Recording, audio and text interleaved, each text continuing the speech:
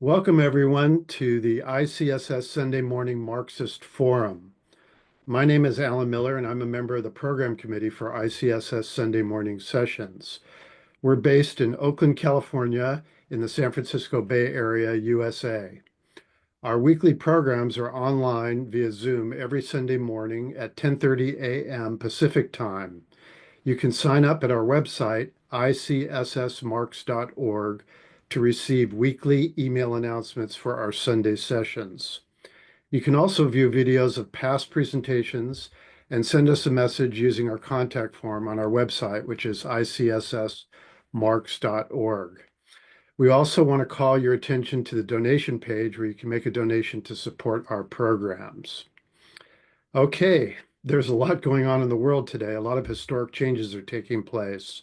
And fortunately, we have a speaker this morning who will shed light on the shifts taking place in imperialism. Coming to us from Manchester, England, Alexander McKay is a political analyst and commentator with the Marx Engels Lenin Institute and a member of the Communist Party of Great Britain, Marxist-Leninist.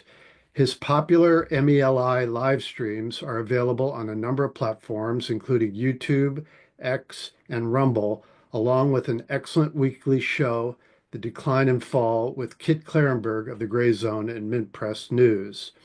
He last spoke on Sunday morning in July of 2023, and I watched the video of that session again on YouTube early this morning, and I highly recommend it. We'll start as usual with his presentation, and after a short break for announcements, a group discussion where you can express your views and ask questions. There's so much happening right now that we expect to have a lively and informative discussion. So welcome back, Alexander. Great to have you back on. Thank you, Alan, and thank you, comrades, for the invitation to speak to you today. I very much enjoyed the last time I was on, and hopefully we can have a good discussion about these are the very important questions that will be under consideration today. Now, you mentioned there in the introduction, Alan, the Decline and Fall show, which is the show I do with Kit Clarenberg once a week, and that was started to chronicle what we both saw as the decline and fall period of the Anglo-American Empire. Me being here at the Anglo end, you obviously mostly being over at the American end.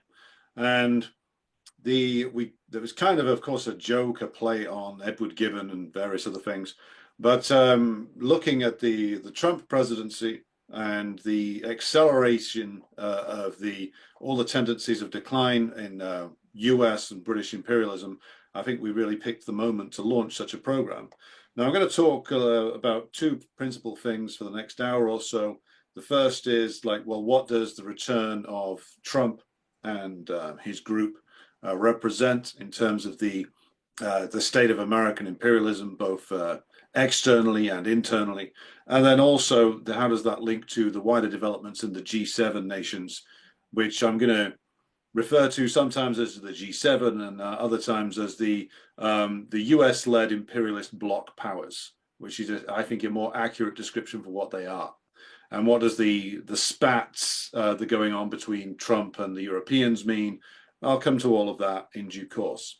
Now, why are we witnessing the return of Trump in terms of the fact that a one-term president in the US, correct me if I'm wrong on this, but there's very few times in American history that a one-term president has actually returned to the office 4 years after his election loss. And the fact that Trump returned with as resounding a victory as he did, and with the Democrats barely putting up a murmur of resistance against him, says essentially to me that support for Trump within the US ruling class had increased in recent years rather than decreased.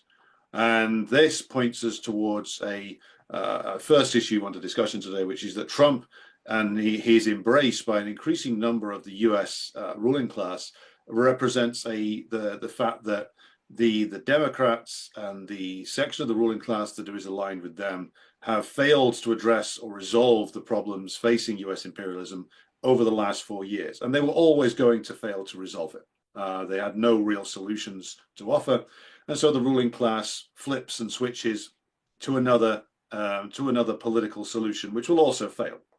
Now, what this tells us is that the US imperial system, and by extension the imperialist system in the bloc nations that it's aligned with, has been in a deep crisis now at least since 2008. Since what is referred to as the global financial crisis, centered, of course, with the collapse of in the US, with the collapse of several Wall Street banks and the wave of housing foreclosures that followed from this, but also the fact that the response of the ruling class in the form of the Obama administration was not designed to actually address any of the problems that had led to the crisis of 2008, but to paper over the cracks and try and get things going again.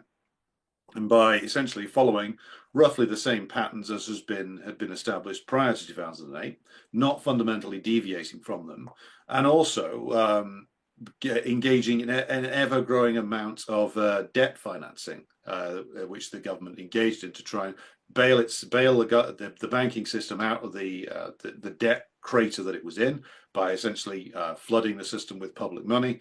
And the same process was employed here in Britain. Gigantic bailout for the banks, ongoing financing via the creation of digital money via the quantitative easing process, and the passing on the costs of all of this to the working class via wage restraint, via cutbacks in services, via job cuts, the usual class war that the ruling class engages in. And the fact that this was done at the same time as various different progressive projects in the United States were ground into the dirt essentially by repression from the authorities or weaknesses of the leadership. So in the US, you had quite an extensive Occupy movement 13, 14 years ago that ended up being repressed out of existence. You then had the Sanders candidacy, the first and second time around, both of which were destroyed ultimately by the politics of the candidate himself. And of course the standard chicanery that you would expect from the Democratic Party. But what I would argue is the case for both the United States and Britain and most of the European nations is that there has been a crisis now for almost 20 years. The working class in many nations of the imperialist bloc have tried to move in certain directions to get themselves out of it. So the certain sections of the working class moved in the direction of like direct action.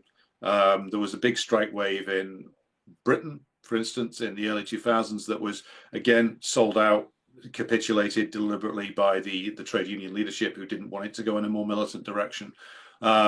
And again, in the US, you had Occupy that got repressed. You had the Sanders campaign that went into a dead end. In our case, we had the Jeremy Corbyn thing, which again was repressed and led into a dead end by the limitations of its own leader. You also had various other things such as Brexit, such as the Scottish independence campaign, all of which either went into a dead end or were repressed out of existence or were co-opted, bought off, etc. So you've had various movements of the working class, both in the United States and in the rest of the imperialist countries, that have tried to find ways out of the crisis that became obvious that we were in 2008. And all of those ways that the working class has tried to find a way out of the situation, usually involving either a pre-existing set of institutions or a pre-existing party or the pre-existing trade union movement, have all ended in failure. Let us be honest about that. And so my argument with regard to both Trump in your country and the forces that are referred to as right-wing populism, though I have some problem with myself with the terminology there, but we'll just use that for now. These forces that have emerged, including, again, starting with Trump, but also Farage and co in Britain, Le Pen in France, Meloni in Italy, the AfD in Germany, these have gained popularity as the progressive alternatives have either been repressed out of existence or have been hopelessly co-opted by by the status quo. And so the rise of these rightist forces, the avowedly reactionary and proudly reactionary forces, is in the sense that they are endorsed by large and significant numbers of working class people. This is a vote and an endorsement based on despair more than anything else. It is not in reality a positive agenda. Now, for all Trump's flannel and for all Trump's waffling, he doesn't offer any real positive agenda because how can he? What he offers is the chance to essentially, he offers two things. He offers the chance to lash out as various designated targets, which again is not exactly unique in the history of the US bourgeois politics. But he also offers a sort of nostalgia for some kind of imagined past, which is what all reactionary movements do. Which is, in Trump's case, it's a sort of combination of the New Deal, but also like he's also conjuring up a certain nostalgia even for something like Reaganism. And in fact, some of his rhetoric specifically is designed to conjure up the spectre of Reagan. In the belief that if we just have a big deregulatory binge, then the good life will be restored. Of course, it won't be, but this is what he's trying to tap into.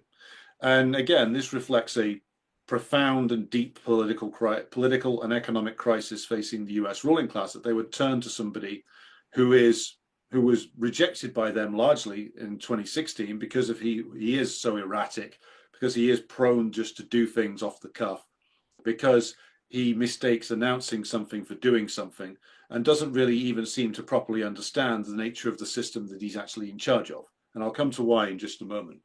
But a big part of the crisis facing the US and British ruling classes that is not talked about in the bourgeois press at all is, of course, their defeat in Ukraine. And it is a defeat. There's no doubt about it.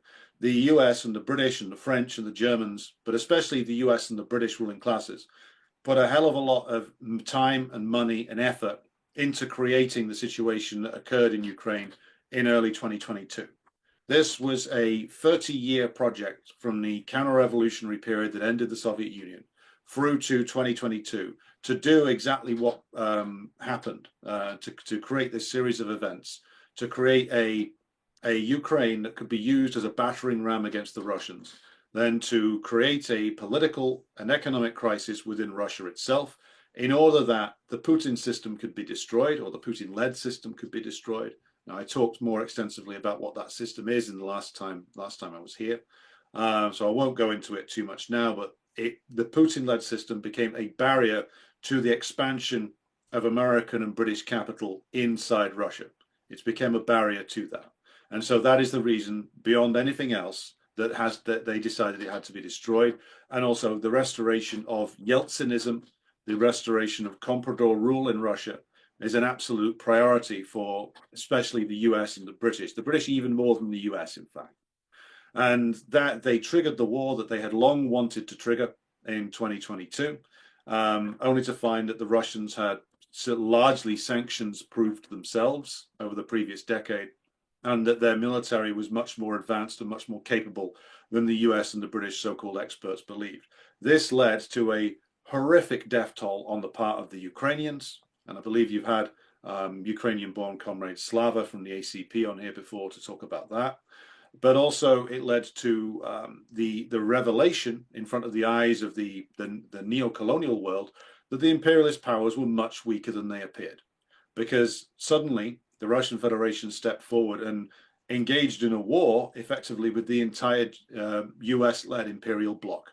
And it's a war that bloc is losing, not just in terms of the horrific casualties inflicted on the Ukrainians, but also the failure of the sanctions regime, the fact that more and more nations are turning to the BRICS system trying to find ways, following the Russian example, of subverting and getting around the sanctions process, and essentially building alternative structures to be able to take themselves out of the US-controlled international trade mechanism. This is all a disaster for the United States. This is it for the US ruling class. It's a complete disaster, because not only have they been revealed to be a paper tiger, to use Mao's old term, in terms of militarily, they can't fight the Russians. Not even the madmen of the Biden administration thought they could fight the Russians. They were always going to leave the Ukrainians to twist in the wind on this one. The Trump people also realize that they don't have a military capable of fighting a Russian army, which is now well over 1 million strong and is probably the most battle-hardened army in the world. So they've lost this struggle, which was meant to, what this struggle was meant to do. If in 2022 everything had gone according to plan, what was supposed to happen was the Russians begin their military operation. The sanctions kick in, the Russian economy collapses, and then the Putin system disintegrates under the weight of some street protests, but mostly via an internal coup organized by various members of the Russian ruling class to do a palace coup, remove Putin, bring back Yeltsinism, basically. This is what was supposed to happen. The military side of this, the actual Ukrainians doing the fighting, wasn't meant to be the main theater of action. The main theater of action was always meant to be the sanctions. That was what was meant to collapse the Putin-led government. And then when that did not happen, that pitched the entire imperialist system into an ever greater and escalating crisis in which all of their limitations have become clear, bit by bit by bit. And if they had got what they wanted in 2022, it would either have abolished a Yeltsin type government would have been brought in, which would have abolished all barriers to the penetration of US especially, but also British capital into Russia, and the dismembering of its industries and the asset stripping of the industrial base, the reduction of it to just literally a gas station, not even with nuclear weapons attached to it either. Because Putin, in an interesting aside to, I think it was Narendra Modi of all people, when talking about Russian nuclear deterrent, said, and I think that he's telling the truth here, that in the 90s, the US and the British were trying to persuade Yeltsin to get rid of not only their nuclear weapons, but their nuclear power program. They didn't want a Russia that was capable of generating its own power. They wanted a Russia that was completely subservient to the West. And you can't get subservience if a nation has the capability of producing its own power, if a nation has the capability of growing its own food. This is a part of the reason why the US ruling class freaks out all the time about tiny Nicaragua, because of their pushing towards self-sustaining agricultural systems. The US and the British cannot have that. They must have dependence of all of these places on agricultural systems that are controlled by them.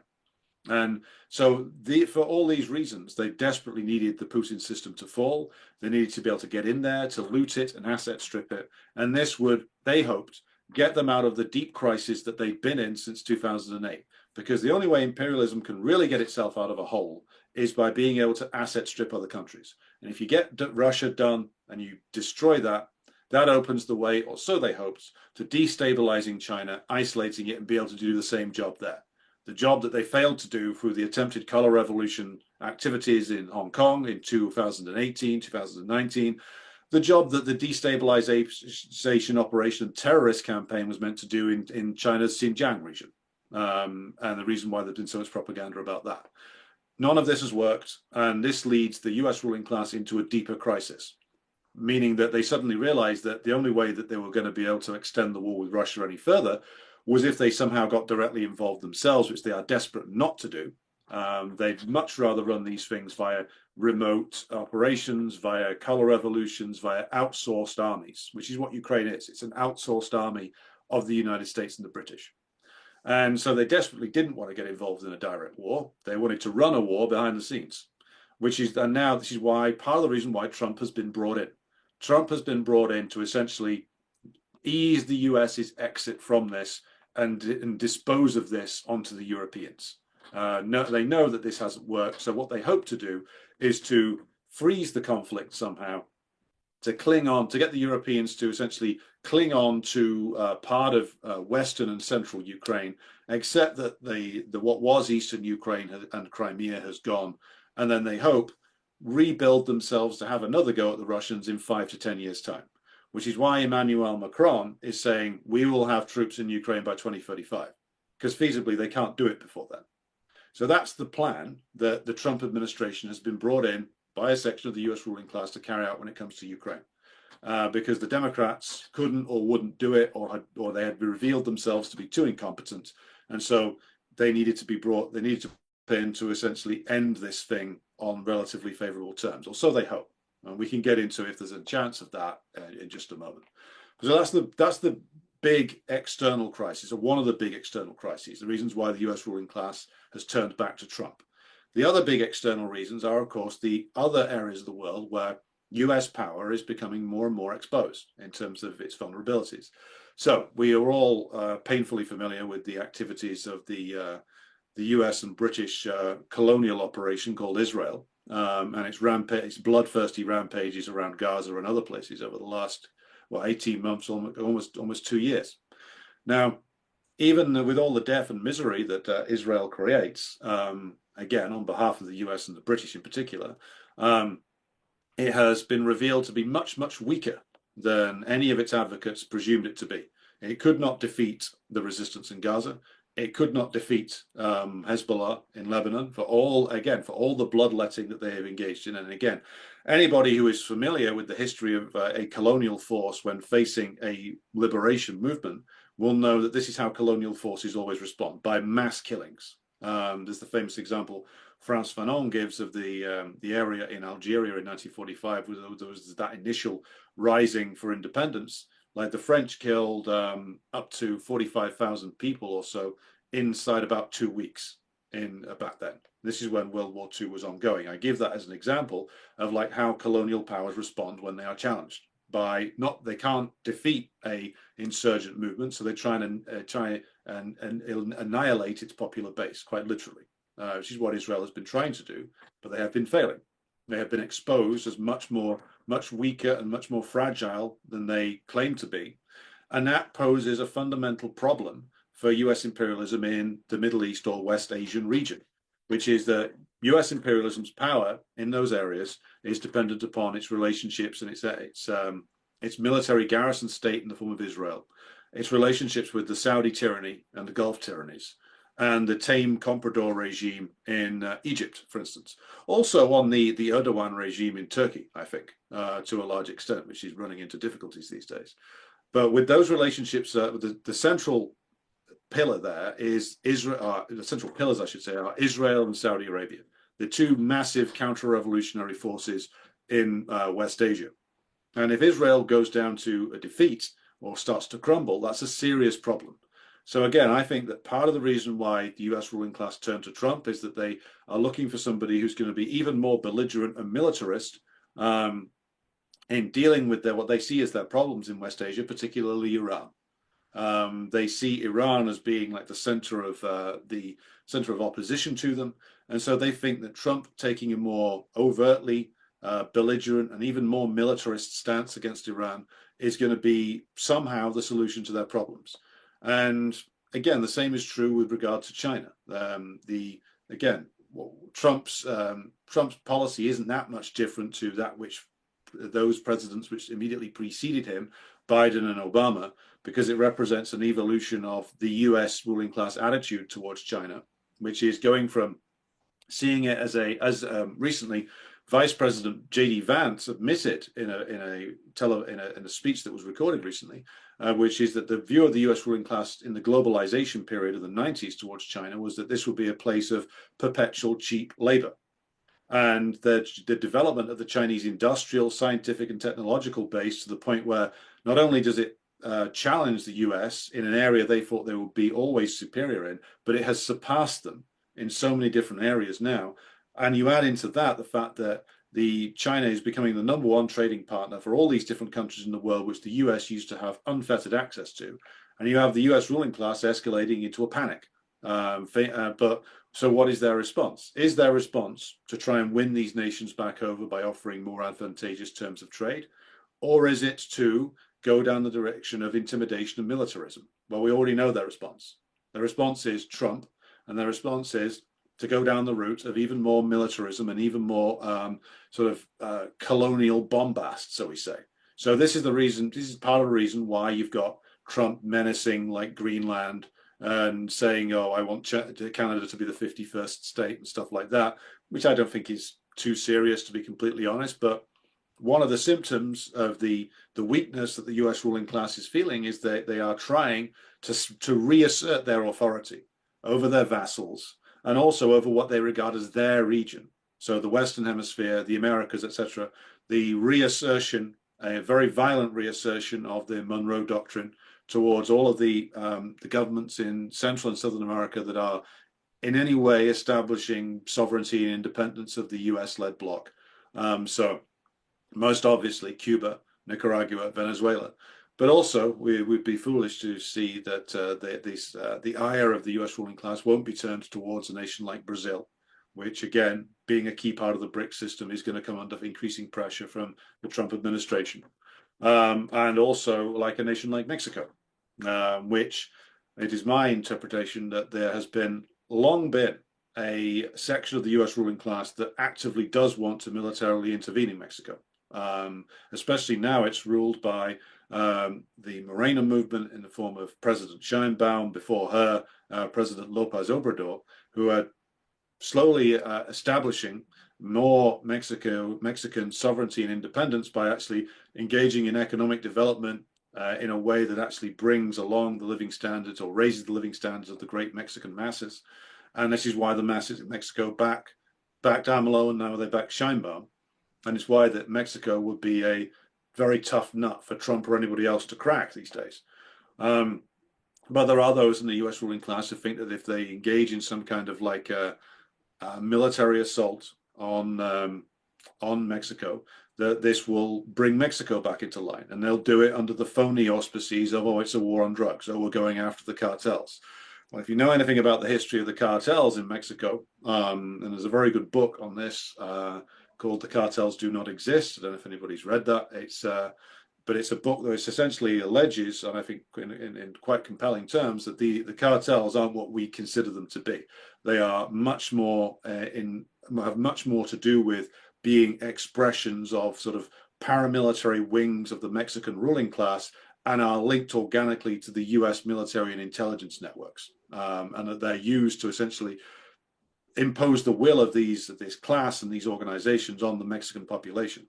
So the idea, and of course the big market for the Mexican drug cartels, as President Sheinbaum has pointed out, is the US itself. And they are linked by 1,000 strands to various different US state forces. So the case that these people are making about Mexico needing an intervention is, of course, transparently nonsense, just as the whole war on terror thing was nonsense in the first place. But this is the point. The point I'm getting to here is that this attempt at sort of violent reassertion of a US authority over Central and Southern America is an attempt to arrest what the US ruling class, or at least the most belligerent section of it, sees as their decline. And they're correct to see it as a decline, because they're seeing more and more that they can't stamp out these moves towards greater assertions of sovereignty and independence in Latin America. And the more they attempt to suppress that, the more ferocious will the response of the masses be. So this attempt, this violent and crude attempt by Trump and his group to reassert US authority is going to end badly, basically. But this gets to the core reason as to why Trump has been brought in. He's been brought in to rebrand US imperialism, to try and relaunch it in a more convincing way, to get over the weaknesses of the Biden era by essentially violently reasserting itself. And that goes for overseas. It also goes for inside the US itself. So if we look at like Trump's actions so far inside the US itself, you see a continuation of the Biden administration's war on free speech, particularly over the issue of Palestine solidarity. So Trump is again being a more violent and a more crude expression of the assaults on the First Amendment rights that the Constitution of the US guarantees in terms of free speech. You see this by his dialing up of the rhetoric around immigration, an attempt to sort of mobilize sections of the US population against like a common target, to try and sort of manufacture a narrative around national renewal, which is what the Trump administration is trying to do. This attempt to reassert the power of the US federal government in a sort of draconian fashion is a result of the fact that a certain section of the US ruling class feels like that things are slipping for them domestically, and that because you see this maybe not in terms of actually a pickup in the number of strikes in the United States or anything like that, though I may be wrong on that. I don't. Maybe comrades here have better information on the state of play of industrial action there than I do. But the US ruling class is facing a crisis of legitimacy inside the United States. like more, like still you still have millions upon millions of mainly working class Americans who don't vote at all. You have the bourgeois institutions such as Congress, the presidency, the judiciary, having ever diminishing numbers of people who actually buy into these institutions as having any degree of legitimacy. And so, when faced with this kind of like challenge, a ruling class will try and find what I would call a re-legitimization narrative, an attempt to say, "Oh well, now we're having a fresh start." Try and get section of the working class to buy in to this idea that there's going to be this is a new thing, a new dawn has arisen in America, which is what Trump is trying to do. This is why he's there to essentially rebrand a lot of these institutions. The the way in which he's going about this is to do things like that are largely cosmetic. So it's like Trump's attacks on like DEI programs aren't going to fundamentally change the nature of the American state. He's doing this because it plays well with the electoral base of his, and also it makes it look as if like the nature of the US federal government is changing. Oh, it's not woke anymore, as if it ever was, as if like employing a bunch of management consultants on very large salaries is going to like reverse the trajectory of like of an imperialist system. But Trump getting rid of it all makes it look as if he's rebranding things. He's making the government more efficient, which is what I mean. This Doge thing, to come to that, Department of Government Efficiency. I mean, again, this shows like the people around Trump fundamentally don't really understand the nature of the problem that they're dealing with. They have this conviction because like a lot of them come from the tech sector, and also Trump himself has this conviction because he comes from like the ruthless cutthroat world of real estate. That if you cut like 50% of the workforce and put a new logo on something, then that means you've changed it. Which is essentially what they think they can do by cutting loads of spending from different departments, and most of it will drift towards, of course, defense spending. Is like we've cut the DEI programs, the government's not woke anymore. We've essentially rebranded, and of course they've got this very crude idea that if they cut the number of bureaucrats, the system will become more efficient, and the system's costing too much because there's too many bureaucrats in it. This shows that Trump and co have no real understanding of the system that they are running. Imperialist countries are incredibly bureaucratic by their very nature. Lenin started to identify this like over 100 years ago in Imperialism, the Highest Stage of Capitalism, because once you get into the imperialist stage, like big industrialized imperialist countries like the United States become increasingly difficult to govern. It can't be governed in the old way.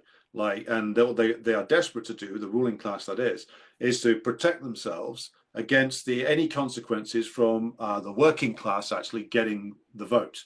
And so what you see, and I'll use my own country as an example of this, but I think the same is true in the US, is that the more the franchise is extended to the working class and then to the entire working class once women got the vote without property restrictions, is that the more that franchise was extended, the more rights, the more formal rights the working class got under this current bourgeois democratic republic system, the more that decisions drifted away from Congress and Senate and state houses into bureaucracies.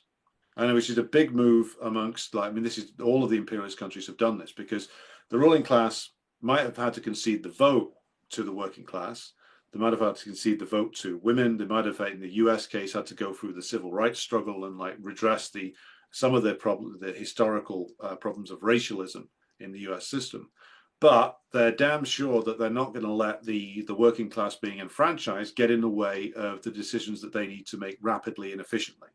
And so these decisions disappear into bureaucracies.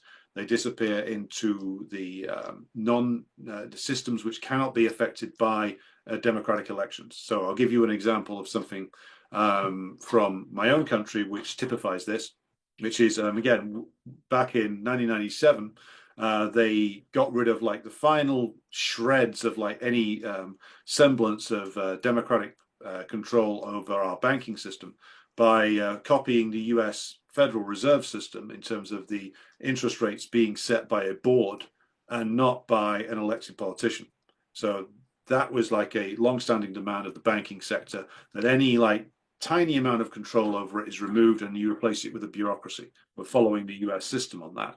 The US, in many respects, leads the way in putting more and more bureaucratic systems in place to make sure that the process of governance is as efficient from the bourgeoisie's point of view as possible. And so you find this a lot, being when you have arguments about the nature of the system, and you find many bourgeois journals arguing for bureaucracy and for technocracy and against any democratic control, because that would make the system less efficient. Because the more that the working class gets a say, the less likely it is that the ruling class gets what it wants when it wants, and as efficiently as it wants.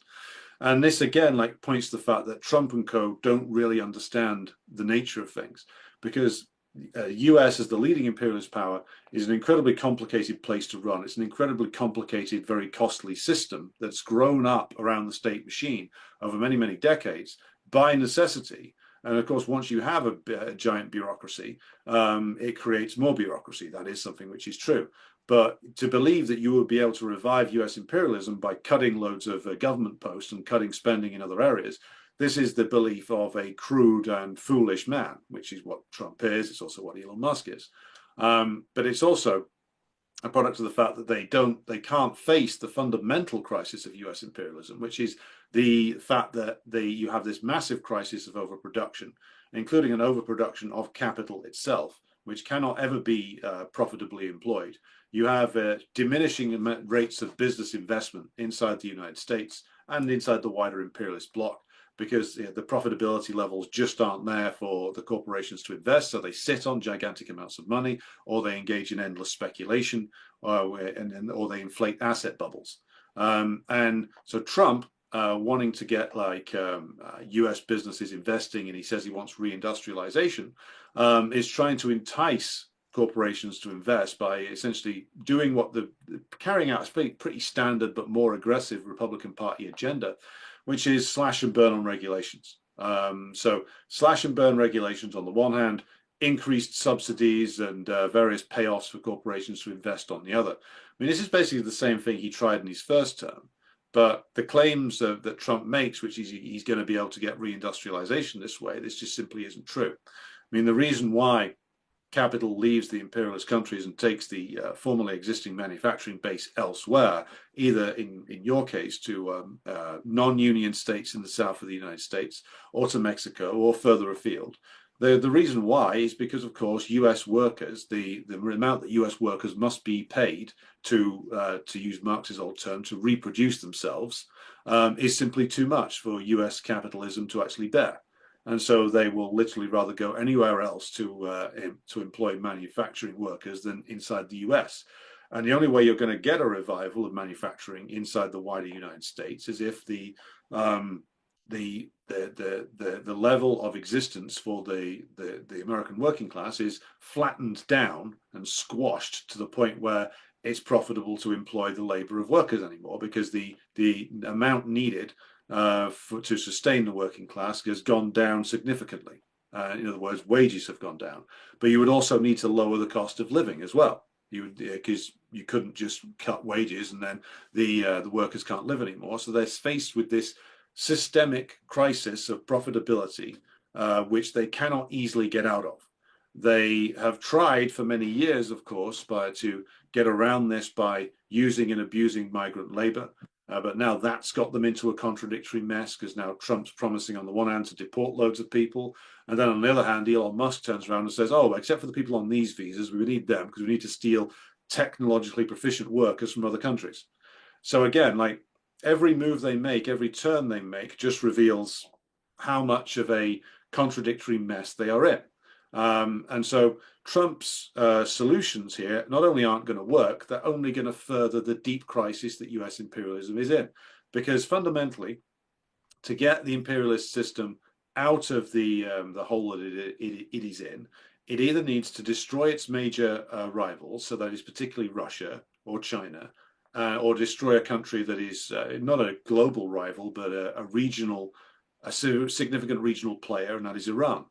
So it needs to destroy some or all of those in order to loot them and revive itself. And if it can't do that, then it faces an even bigger crisis. So what you're seeing is, first of all, them trying to pursue new tactics against Russia and China. So they'll try and make nice with Russia to try and get them to turn on China, which isn't going to happen. The project the Russians and the Chinese are involved in is far more significant than any promise Trump can make to them.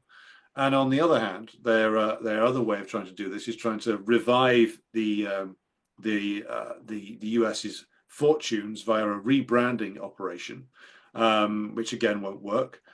Which is a rebrand to sort of disguise the reality of declining US power by looking as if you're carrying out violent assertions of it, by making all these territorial claims, by bullying the government of Panama, by swaggering about and making grandiose pronunciations in the belief that that can restore the clothing to the naked emperor.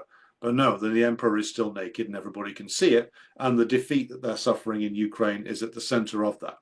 Now, I'll just turn in the last 15 minutes or so to address the point about the wider imperialist bloc nations and what the rise of right populism means there.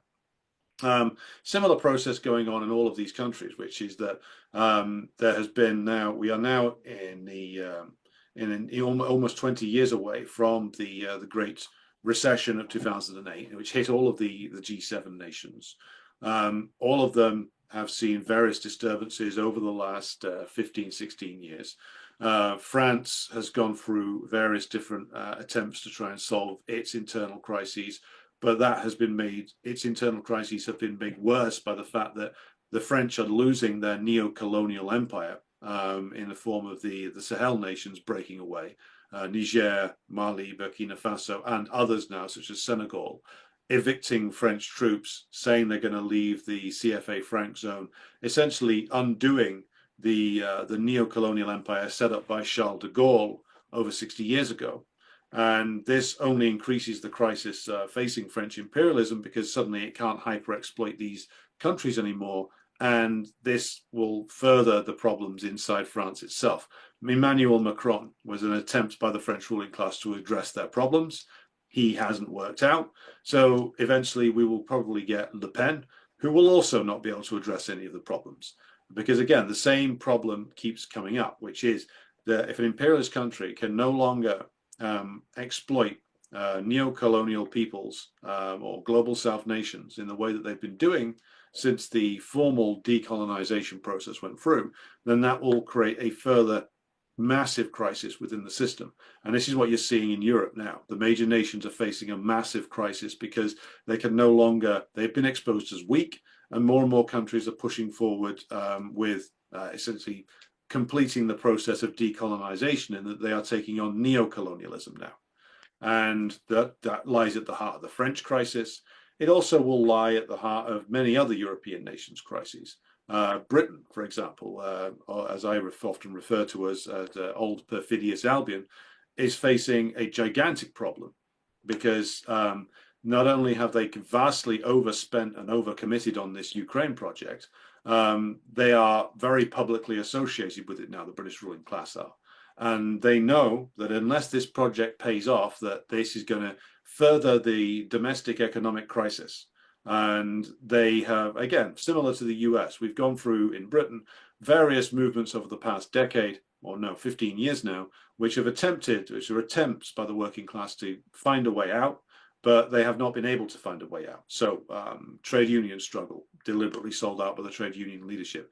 The Corbyn experiment, a disaster in the end, crushed by the combined weight of the ruling class forces and the inadequacies of the Corbyn leadership itself.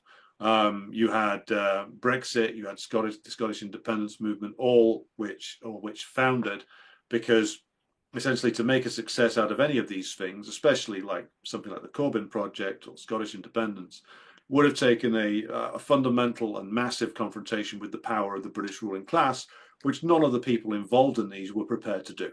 None of them were prepared to do that. And so what you get is a bitter, disillusioned working class, which has engaged in multiple struggles over the past decade, a decade and a half, which has been thwarted at every turn. And so where then the ruling class then promotes a fake alternative in the form of like Nigel Farage and the Reform Party, in the form of the Rassemblement National in France, in the form of the AfD in Germany, in the form of Giorgia Meloni in Italy, or the Vox Party in Spain. All of these like supposedly right-wing populist organizations, or like pseudo-fascist organizations or neo-fascist organizations, are a step further on the road to the return of like full-blooded fascism, should we say. Because this is going to be ultimately the only way the ruling class is going to be able to enforce, to try and revive itself, is by using the old jackboot of fascism in an unveiled form.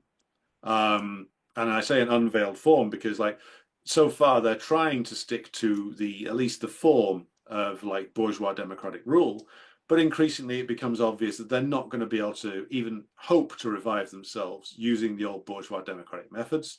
And so this is why you get like the slow whitewashing of a Marine Le Pen, who goes from being an outside, who goes from being a described as like an open fascist, to having favorable reviews written up for her in various bourgeois journals, to saying, oh, well, she's changed, etc., etc. But what will be the job of Le Pen or an AfD or Nigel Farage and the Reform Party if they do get into government solo? I don't think they will, but if they did, the job of all these ultra-reactionary forces is to stick the boot in on the domestic working class, whilst at the same time reinforcing divisions within the working class by playing on racialism, by creating scandals out of nothing, or like hyping up scandals, trying to do anything they possibly can to stop a unified working class response to them, which they have been unfortunately successful at so far. But again, like, they won't be able to solve the problems of capitalism in the US imperial bloc nations, because that goes to a much deeper crisis of imperialism, which is that imperialism, it wasn't called the highest stage of capitalism for no reason. It is because it reaches a point where capitalism becomes utterly parasitic. It cannot do anything except export capital and try and hyper-exploit markets in other countries anymore. It cannot productively employ capital inside its own country anymore. And this leads it to a gigantic crisis. And if it attempts to address that crisis by, again, turning to fascism, sticking the boot in on the domestic working class, then it'll actually destroy what shreds of legitimacy it still has. Because there was still a belief, even when I was younger, back in the 2000s, that society was generally going forward.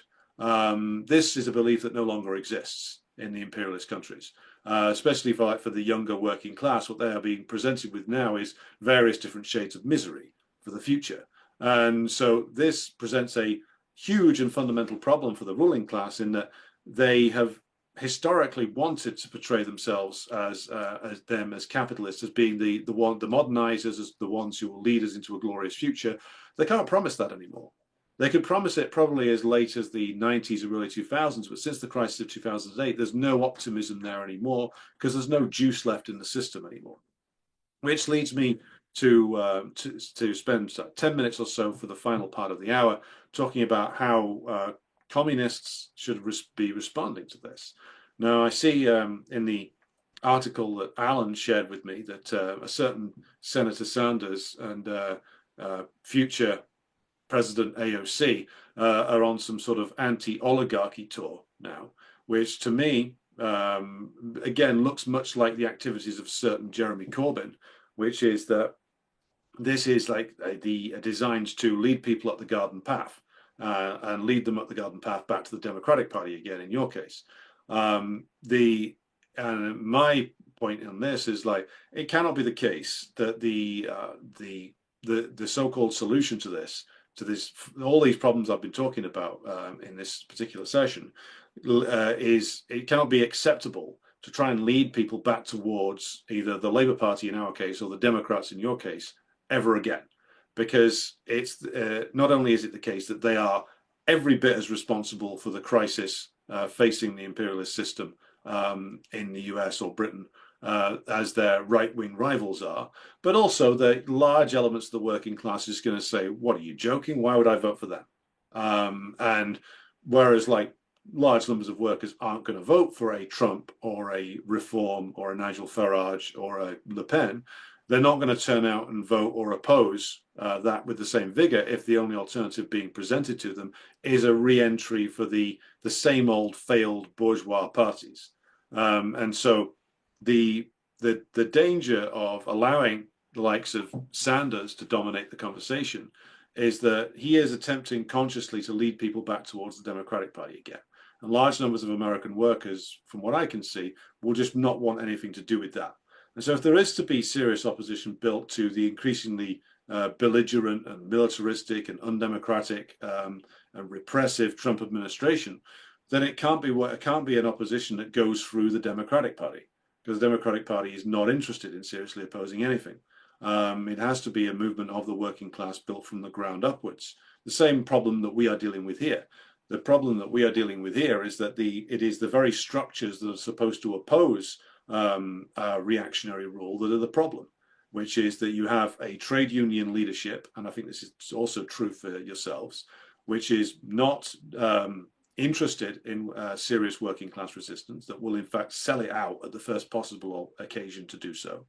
You have an entire machinery, an entire activist layer in Britain, and I think this is also true in the US, which is dedicated to essentially preserving itself and its status within what I call like the NGO state. Now, I can answer questions on what the NGO state, but in brief, what it is something which has grown up in our case over the last 20 or so years. In the US, maybe this is longer, where like functions that used to be done by the state are essentially outsourced to so-called charity sector or NGOs, which then essentially are in charge of really managing poverty. That's what they're there to do. It's done under the guise of like community empowerment and various other buzzwords. But what you find is a lot of the people who like constitute the left activist layer in Britain are involved with this NGO state and aren't really interested in seeing it replaced, because that's where they have found literally a bolt hole for themselves. And this again presents a fundamental problem, which is that the working class doesn't want anything to do with the NGO state. In fact, they absolutely hate it. But it's what the leftists in Britain and in the United States are dedicated to defending. And so I'll give an example of like what I mean by this. I'll use the American context, and if comrades feel I have got this wrong, feel free to chime in and offer any correction you feel is necessary. But I'll use the example of homelessness in California, which again, it seems to me from an outsider's perspective, has been like is this like battleground between the bourgeois right wing and the bourgeois left wing. The bourgeois left wing say, oh, well, we need to facilitate these people, like, we'd like them to have housing, but like, well, as they're in tents, we'll set up some NGOs to essentially manage the tent cities. And this then is picked up by the right wing, who say, look at all these foul leftists polluting our streets with all these homeless people who are on like all kinds of drugs. This isn't any solution. We'll clean it up. And their solution to cleaning it up is like either locking all these people up or driving them out of the city and dumping them somewhere, or worse. And this is an example of where like the actual working class perspective is just simply not heard. Because what you have is you have the leftists who like are the staff of the NGO state arguing essentially for the preservation of like the visible examples of social decay, given that the left doesn't believe in revolutionary transformation of society anymore. Then you have the reactionaries coming and saying, clean away the scum from the streets, as if these people were Travis Bickle in Taxi Driver. And therefore you have a debate between the left and the right where the working class's perspective is fundamentally left out. And what the working class perspective should be, and what the revolutionaries' perspective should be, is not that their system which renders that many people homeless and addicted to drugs is a system which doesn't deserve to survive. And that the homelessness crisis could easily be resolved in my country or yours if actual real planning were done for people's needs, or even if we just looked at the amount of vacant properties out there and took them off the people who are using them as speculative material. But of course, that's not something which is going to get any traction within the political system. The political system would rather have this fight between like the NGO state and the reactionaries, where the working class is quite literally left out of it. And that's not a means to mobilize against the likes of Trump and the other reactionaries. The only way to mobilize against like these reactionary forces is to pose the question of like, well, it's socialism or barbarism. It's socialism that we can fight for, which is the where again, to use the old language, that we believe that we should elevate and must elevate the working class into the position of being the ruling class, and it is the entire system that must go. And as long as we keep dancing around this idea that we can mitigate this, that somehow that we can have the working class lose slightly slower, well, the working class isn't going to mobilize around losing slightly slower. And so what's going to happen is any oppositional energy in the working class that does exist is going to be picked up by those who can pretend, like Trump does, or pretend like the European rightists do, that they are somehow opposing the establishment, whereas in reality they are the establishment. And this is a fundamental challenge to us as people who, by our instincts, are trained to defend the gains of the working class from the previous generations of welfare capitalism. But we need to understand that welfare capitalism itself is being weaponized against us in so many different ways now.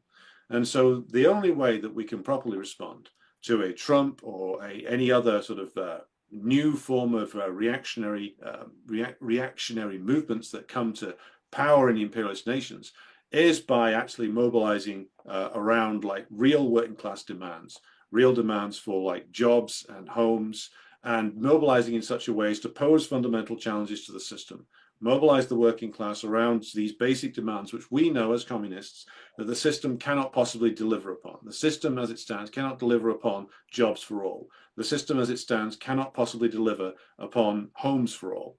The system as it stands cannot deliver on, building sustainable communities and livable communities. Now, a lot of workers still think that it can if only the demands are put in the right way. So what we have to do is mobilize people around a core set of what look like basic class demands, but which we know the system cannot possibly meet. And we escalate the struggle when more and more workers are clear in their own minds and see quite clearly that the system cannot ever possibly meet any of these most basic demands anymore, and that is why the system needs to go. In the end, comrades, it is a question of socialism or barbarism, and I, for one, don't want to wait around for much more barbarism. Thank you very much, Alexander. This terrific presentation. What we're going to do now is take a short break for a few announcements, and then we're going to have questions and comments from participants. To ask a question or make a comment, please raise your hand by clicking on the reactions button, raise hand at the bottom of your Zoom window. And please keep your questions short. Ask one question at a time to allow everyone to participate. And keep in mind that this is a comradely forum for political discussion. Please show respect to other participants and the moderator of today's session. A couple of quick announcements we have for upcoming programs. Next Sunday on March 30th at 10:30 a.m. Pacific time, we have a program, Africa, Confederation Strengthens the Sahel States, while Balkanization looms in Congo and the Horn. And our speaker is San Francisco Bay Area-based Ann Garrison, who is a contributing editor with the Black Agenda Report and a Gray Zone contributor. On Sunday, April 13th, we have an interesting program, Brazil on the Razor's Edge. Speaking to us about current conditions from Brazil will be journalists and political activists Eleonora de Lucera and Rodolfo Lucena of Tutamié, a popular Brazilian news web channel. We've sort of established some contact with them. They've been rebroadcasting our programs. We've invited them to come on and speak to us.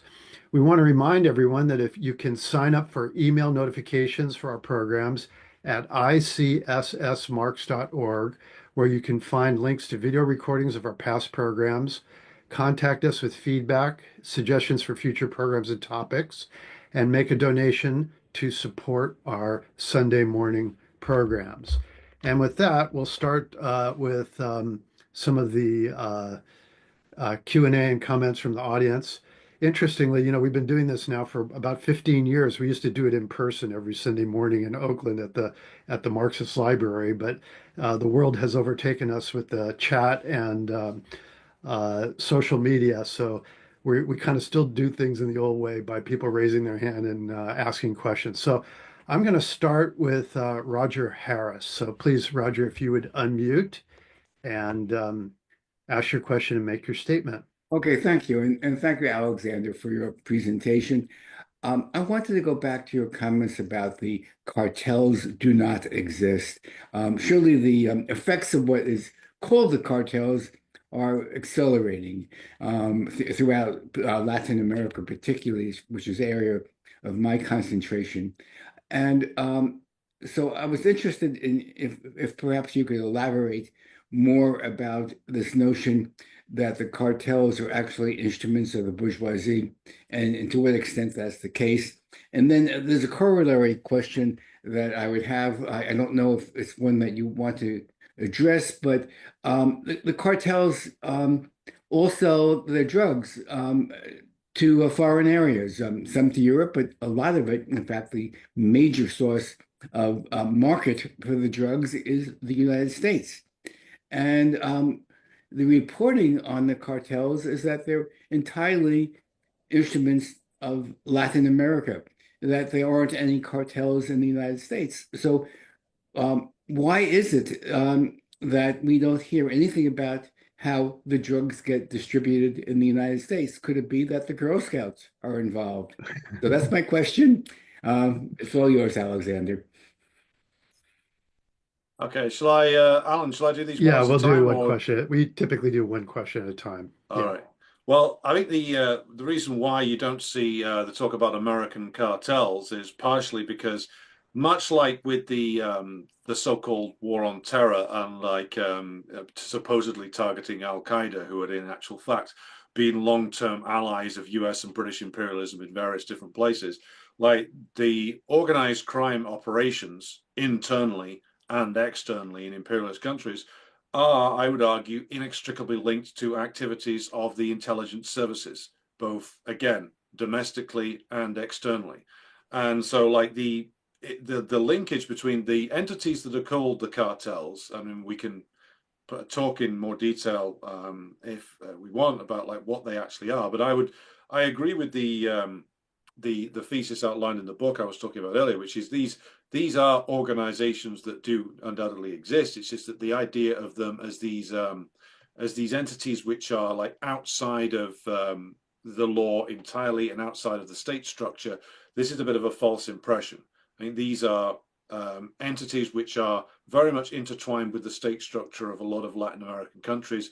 They are essentially the militarized criminal gangs used by both the domestic ruling class and the US ruling class to get their way in these specific nations. And look at I mean, many of you will be familiar with like the careers of some wretched individuals like the former Colombian president Alvaro Uribe and others who have like, portrayed themselves as big law and order guys, but of course have links with like various different dev squads, and the dev squads, of course, linked to organized crime and the things known as like the Colombian cartels.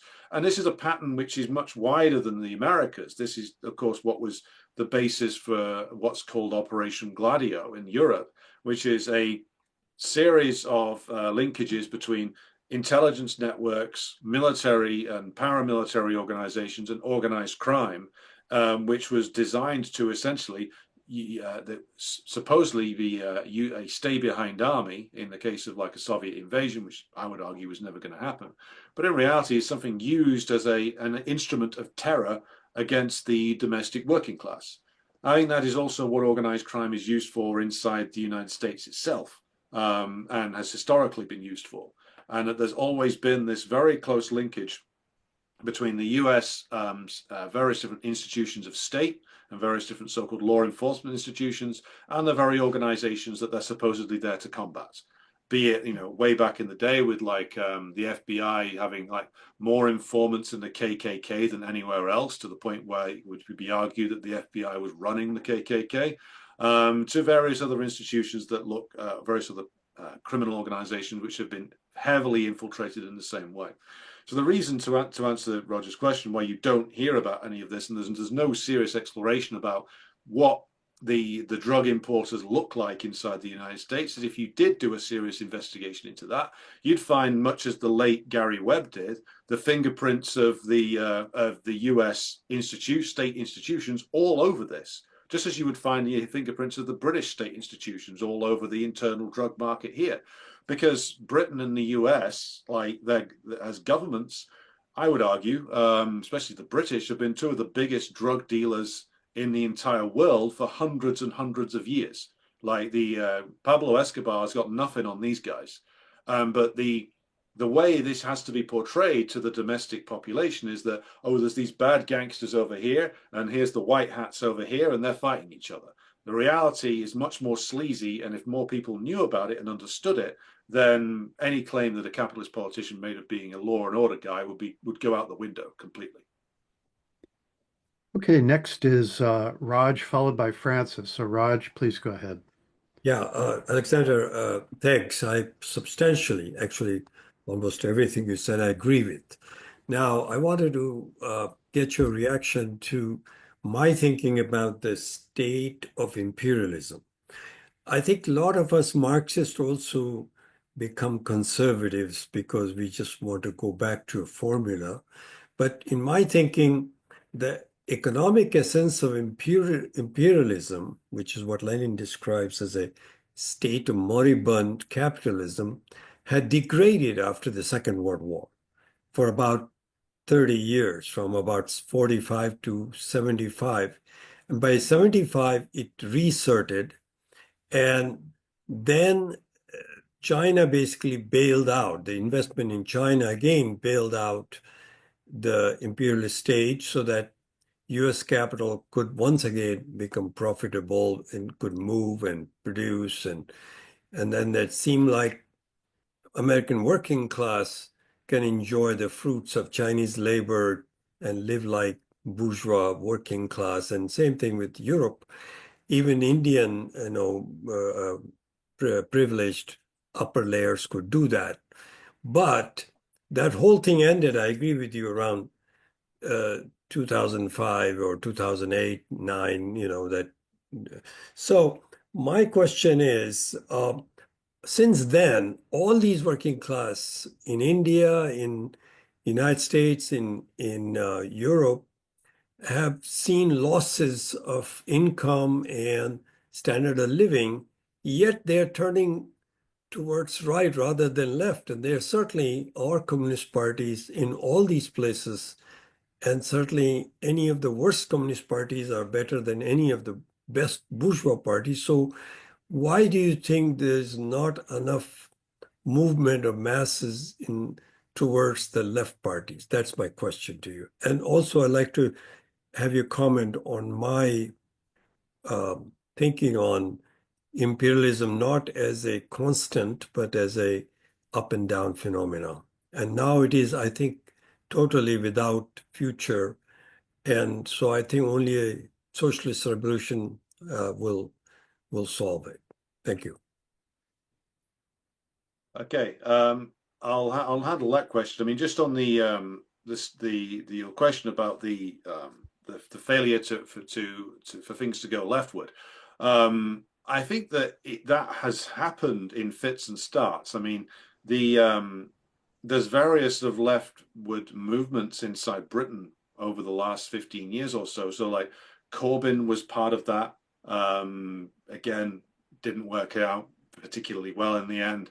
Like the Scottish independence movement was part of a leftward movement that again didn't work, was not able to succeed at that stage.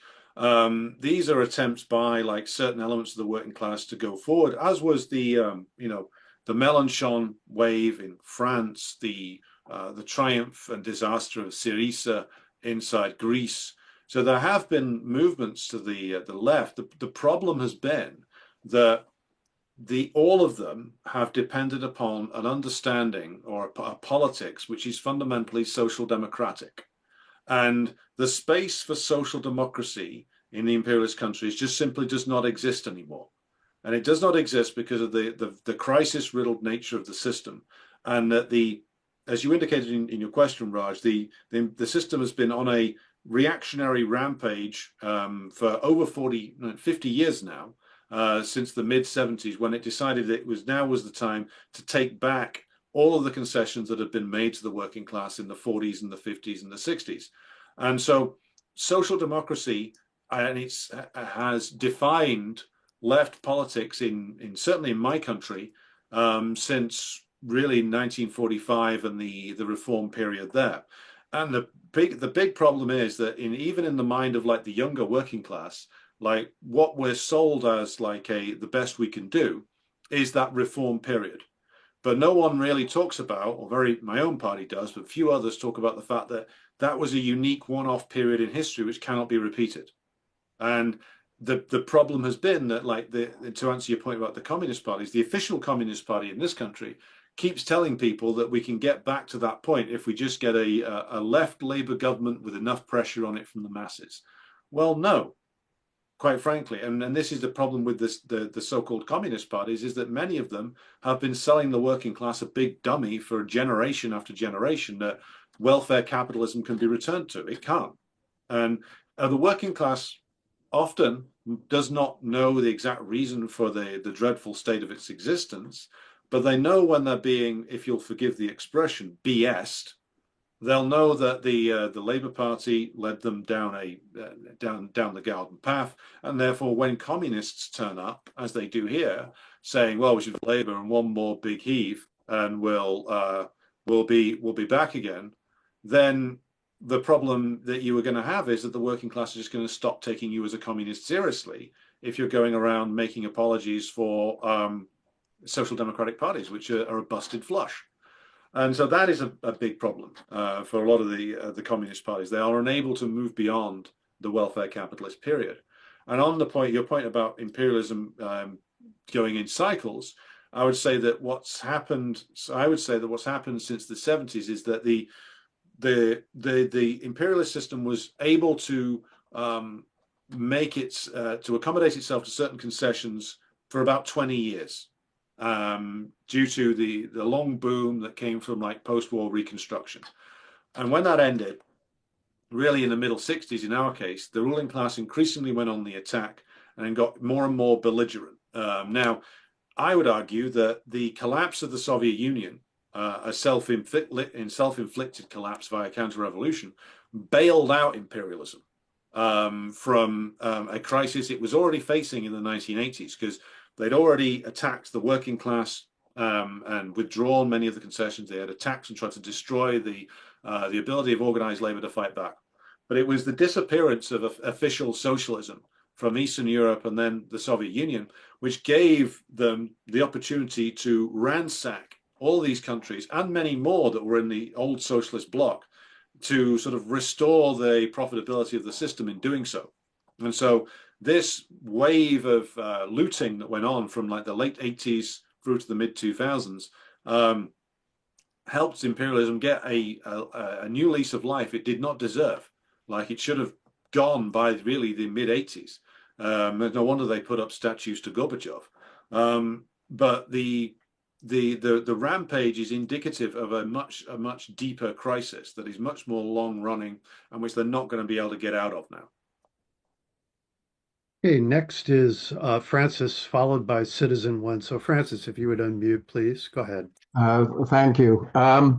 Now, the UK has had some really impressive demonstrations and protests in support of Gaza and the Palestinians. I mean, probably the most impressive in the whole of Europe, actually. Now, but what is the attitude, though, the public attitude from the trade unions, the working class, and the various left groups in the UK towards Starmer's completely delusional approach to the Ukraine and Russia? I mean, the UK has already gone through decades of austerity, gone through Brexit, NHS is falling apart, various public facilities have been privatized, etc., etc. So I'm not sure how much more immiseration the UK working class can take.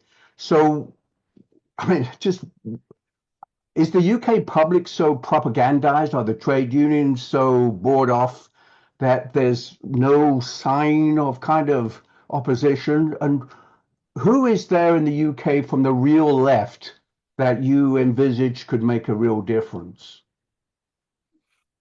Well, the point about Ukraine and the disconnect there, I mean, there's several issues in play here with regard to the difference between this and Gaza.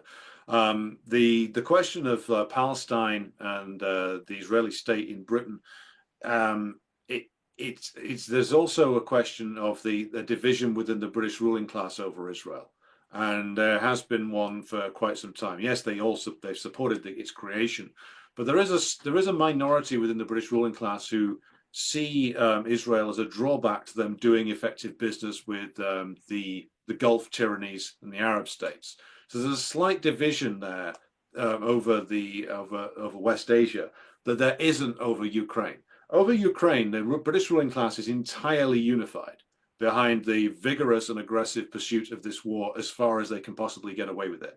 And this shows by the fact that, like, over Israel and over the Gaza genocide, you've had people in the Greens, in the Labour Party, in the Liberals, in the various different nationalist parties, including Scottish and Welsh nationalists, who have all declared themselves to be in support of the Palestinian cause for nationhood. Over Ukraine, they've all lined up behind Keir Starmer, every single one of them publicly making the same statement: we back the Prime Minister in his stance over Ukraine. Now, what does that tell you? It tells you that, well, first of all, a lot of these people aren't worth paying attention to, because they're all just clearly stooges. But also that the British ruling class has been unified and has cracked the whip over the Ukraine question. Like, even the tiniest pacifist statement from the Stop the War coalition, signed by a number of Labour MPs, was ruled out of order by Starmer, and anyone who signed it was threatened with the boot from the Labour Party, and they all gave in. And so, like, what this reflects is the importance of the Ukraine project to the British ruling class. They need this to work. They need not just to subsume the resources of Ukraine and to exploit them, but they need Russia to collapse. They need to be in on the action when it comes to looting a collapsed and dismembered Russia, because otherwise the British imperialism is in very, very deep and severe trouble. And so that's the issue here. It's like there is a slight division over Gaza, but there is absolute unity in the ruling class over Ukraine, and that has enabled them to manipulate things. And the trade union leaders play their role in this, in portraying Russia as the aggressor, Ukraine as the plucky underdog. They never talk about the British involvement in Ukraine for over 30 years. They never talk about the American involvement in Ukraine for over 30 years. The version of the Ukraine war that is presented on British television screens is akin to a badly written Disney cartoon, in terms of like how the level of unreality that is present within it. And that, unfortunately, is how the politically engaged people view the Ukraine crisis. The bulk of the working class, though, is just simply not engaged with that at all. Just as, to be honest, the bulk of the working class is not unmoved by the genocide in Gaza, but has remained somewhat outside of the protest movements. So the protests have been very big and very vibrant in certain cities, and more working class people have been drawn into these than at any point since the Iraq War. That's all very true, which is part of the reason why the government is panicking and trying to repress them. But the great bulk of the working class still remains politically disengaged and politically alienated. And this comes from fundamentally the collaborationist role that the trade union leadership plays. And the trade union leadership has not has deliberately undermined every single class struggle that has come up over the last 40 years, maybe longer.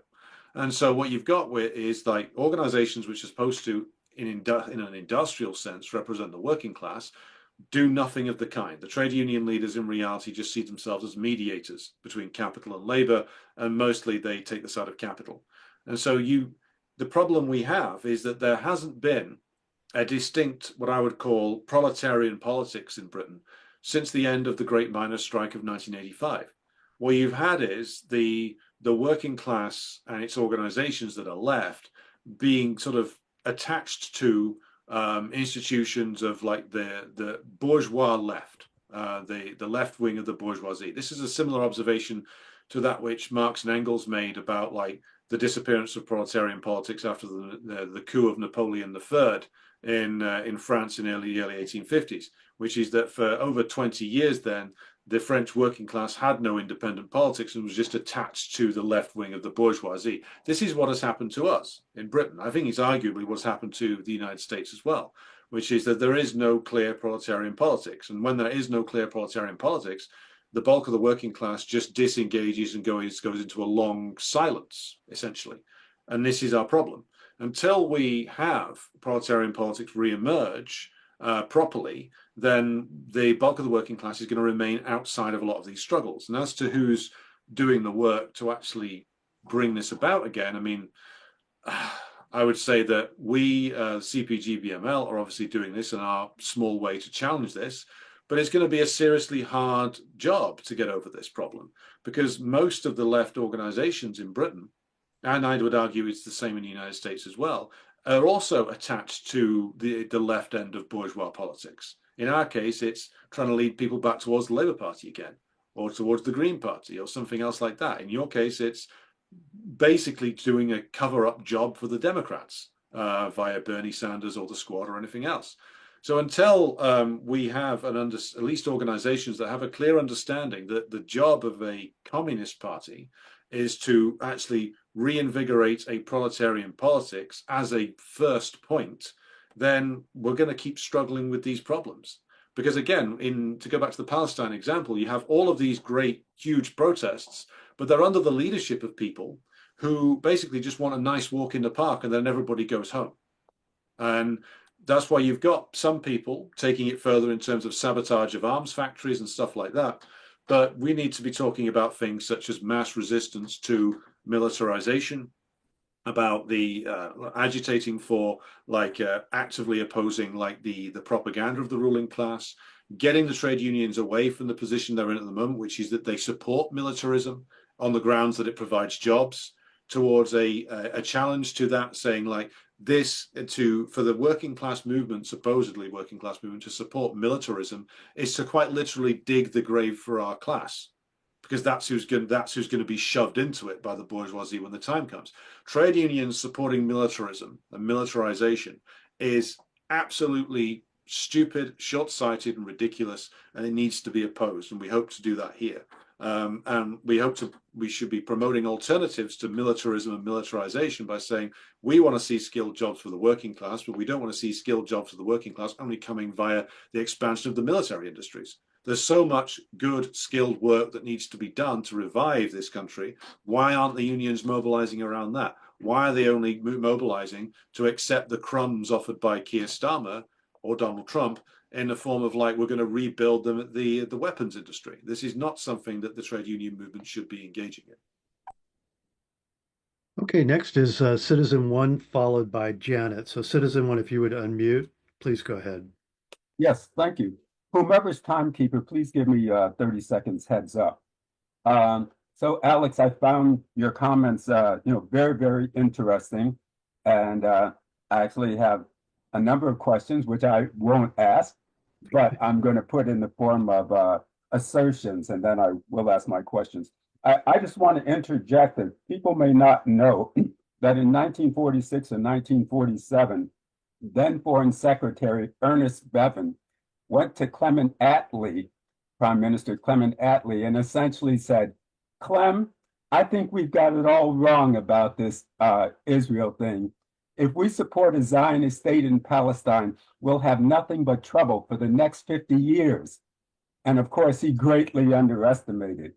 With regard to Corbyn, I saw Corbyn's problem, and I don't mean this pejoratively. He was a bit of an egghead who wasn't streetwise enough to know how to stand up to calculated, systematic accusations of anti-Semitism against him by, of course, both the right wing and the old Labour Party apparatchiks.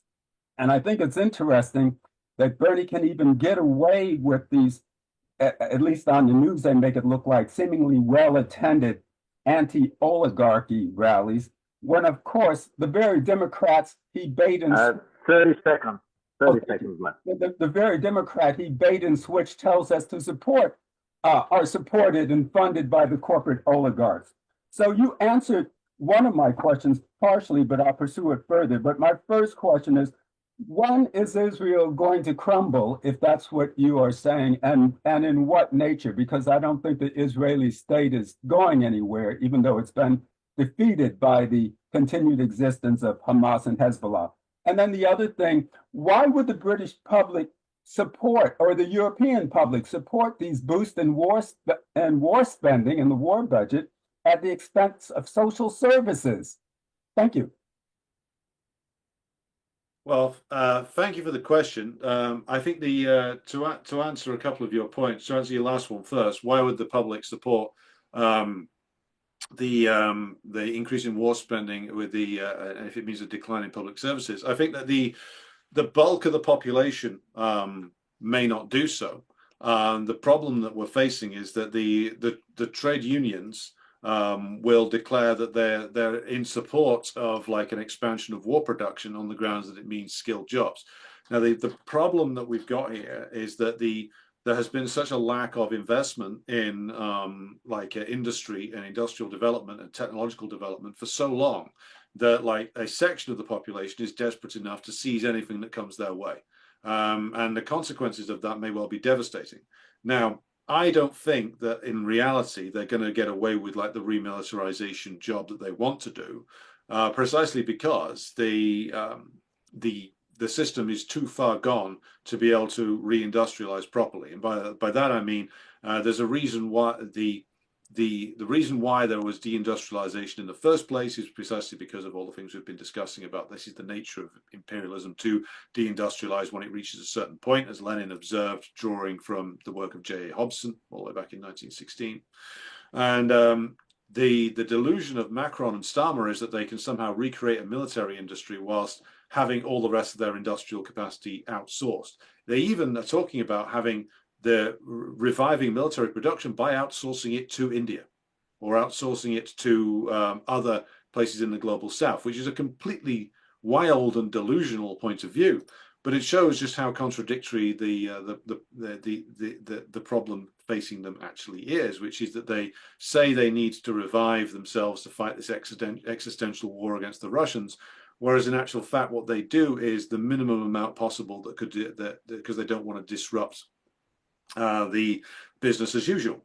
So the European populations have been sold for a long time the fact that there's Joseph Borrell said, we live in a beautiful garden with a welfare state and it's also civilized. Well, if they're going to try and take that away, which is what some of them are talking about, then they're going to find that they're going to face significant rebellions internally, because this is not what multiple generations of European workers were sold as the idea of the European garden, so to speak. If suddenly the garden is filled with barbed wire and guided missiles, then it's a lot less appealing to be in. Just a couple of things. When do I think that Israel will crumble? Well, I don't want to give a date on this because that rather makes me a hostage to fortune, but I think the seeds of its destruction are all there.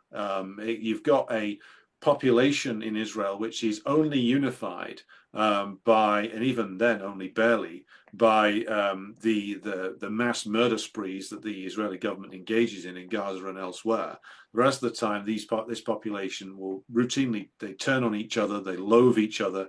This is reflected in the massive political instability inside Israel, which is the reason why the criminal Netanyahu has survived for so long, is because that old trickster is the only one who's been able to pull together coalitions that lasted, based on the ever more fascistic parties that exist inside the Israeli system.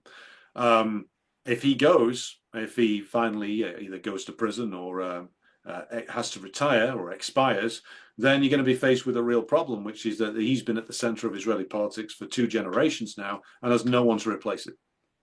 So you're going to get more political chaos inside Israel.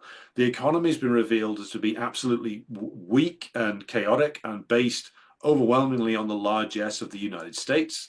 It's very easily blockaded, as the Yemenis have demonstrated.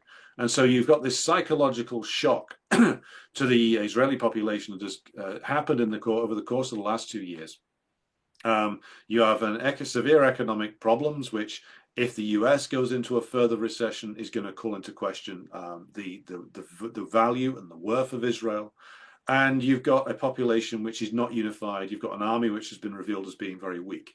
So my guess is that maybe the CIA's old estimation on this was right, which is that we will start to see it start to fall to pieces by the end of this decade. Now, that might take longer.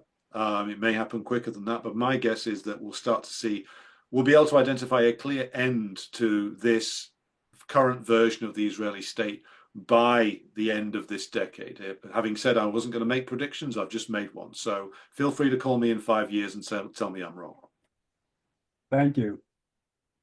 Okay, next is Janet, followed by Richard F. So Janet, please go ahead. Thanks, Alan. And thank you, Alexander, for your presentation and for your work. I'd like to focus on how Syria and Greater Israel, in the context of the recent U.S.-Russia diplomatic talks with U.S. Middle East negotiator Stephen Witkoff, purportedly about Ukraine. With Trump's latest flip-flop on the Israeli attack on Gaza aside, and Russia's hands-off approach to the coup in Syria and its efforts to foster positive relations with a de facto interim HTS-led government in Syria, I've been wondering if it might be possible that Russia and the Trump administration are working on making a secret deal where, if the US, NATO, agrees to withdraw from Ukraine, even with Western European countries kicking and screaming, then Russia, with Iran's agreement and the complicity of the Arab powers, will not interfere in the Greater Israel project, while at the same time keeping its military bases off of Syria. Note that, possibly also related to Russia's recent removal of the Taliban and HTS from its list of terrorist organizations, that will perhaps lead to closer ties between Russia and Afghanistan. So Russia would have that part of the world, and the US empire would have Israel, Palestine, and the rest of West Asia. Would you comment? Well, thank you for the question. I mean, I think first of all, it's important to understand what happened with regard to the collapse of Syria. What you saw there was essentially an internal coup, as I think your question indicated, which is that a section of the Syrian government and its hierarchy defected to the other side, and Assad was basically left as a man without a government anymore, given a large element of it essentially had defected. I would argue that a large element of it had essentially been bought off by the Gulf tyrannies over the course of the preceding years. And when the attack came, as organized by the US, Britain, and the Turkish regime, that group acted and essentially said, well, Assad, you better go, otherwise you're dead. And so essentially you saw what was a hollowing out of the Syrian state over many years by collaborators with imperialism. Now you see the full horror of like what the terror gangs are capable of, which is that this is a typical like US, British, run by the Erdogan regime group, which is dividing Syria along confessional lines, which was the original plan of the French imperialists over 100 years ago. And so you will have like several different states, whereas previously there had been one unified Syrian state. As to whatever scheme that the Russian government is engaged in, or negotiations that they're engaged in with the US, I'm not going to claim to know the internal machinations here at some stage, but there is, we should face facts, a section of the Russian government that is pro-Zionist, has been for a long time, has been since the collapse of the Soviet Union. Less so these days due to the Zionist regime providing mercenaries and weapons to the Kiev group, but they're still there. And so that does raise certain problems with regard to any Russian approach in West Asia. As to their dealings with HTS, I would say that there are some in the Kremlin who think that they can do a deal with almost anybody and that they could, and they think because they have been able to like bring the Taliban around, that they can do that with anybody else as well. I think that would be mistaken in the case of HTS, because HTS is a pure creation of like US imperialism and its Turkish servant, with the additional assistance given by the Gulf states. The Taliban, at least, is a force that had to fight US imperialism for a number of years. So if the Russians are making some sort of grand bargain calculation, I would say that this would be a delusion on their part, because this idea that some in the multipolar sphere are putting forward that that Trump's going to do a grand bargain to assign spheres of influence around the world. This is essentially genuinely a bait and switch operation being run by the Trump administration.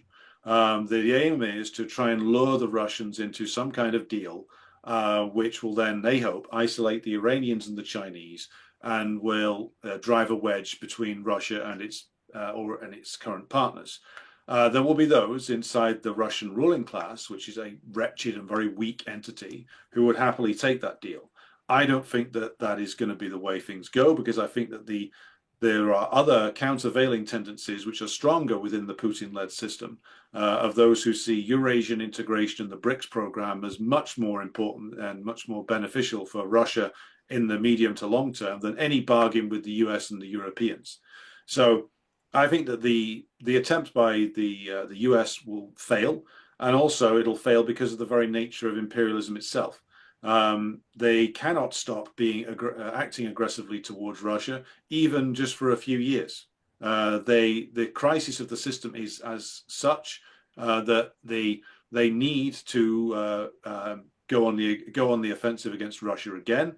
The most that they're going to do is try to pause this Ukraine war, then come back with greater determination later on, having rearmed Europe supposedly, and be ready to rearm Ukraine again and go again at the Russians. I think a lot of the people inside the Russian system know that and understand it. I think what they're interested in getting out of the US right now is some kind of deal whereby the US cuts off Ukraine from intelligence and weapons supplied from the US, because without that, then the Ukrainian regime is finished.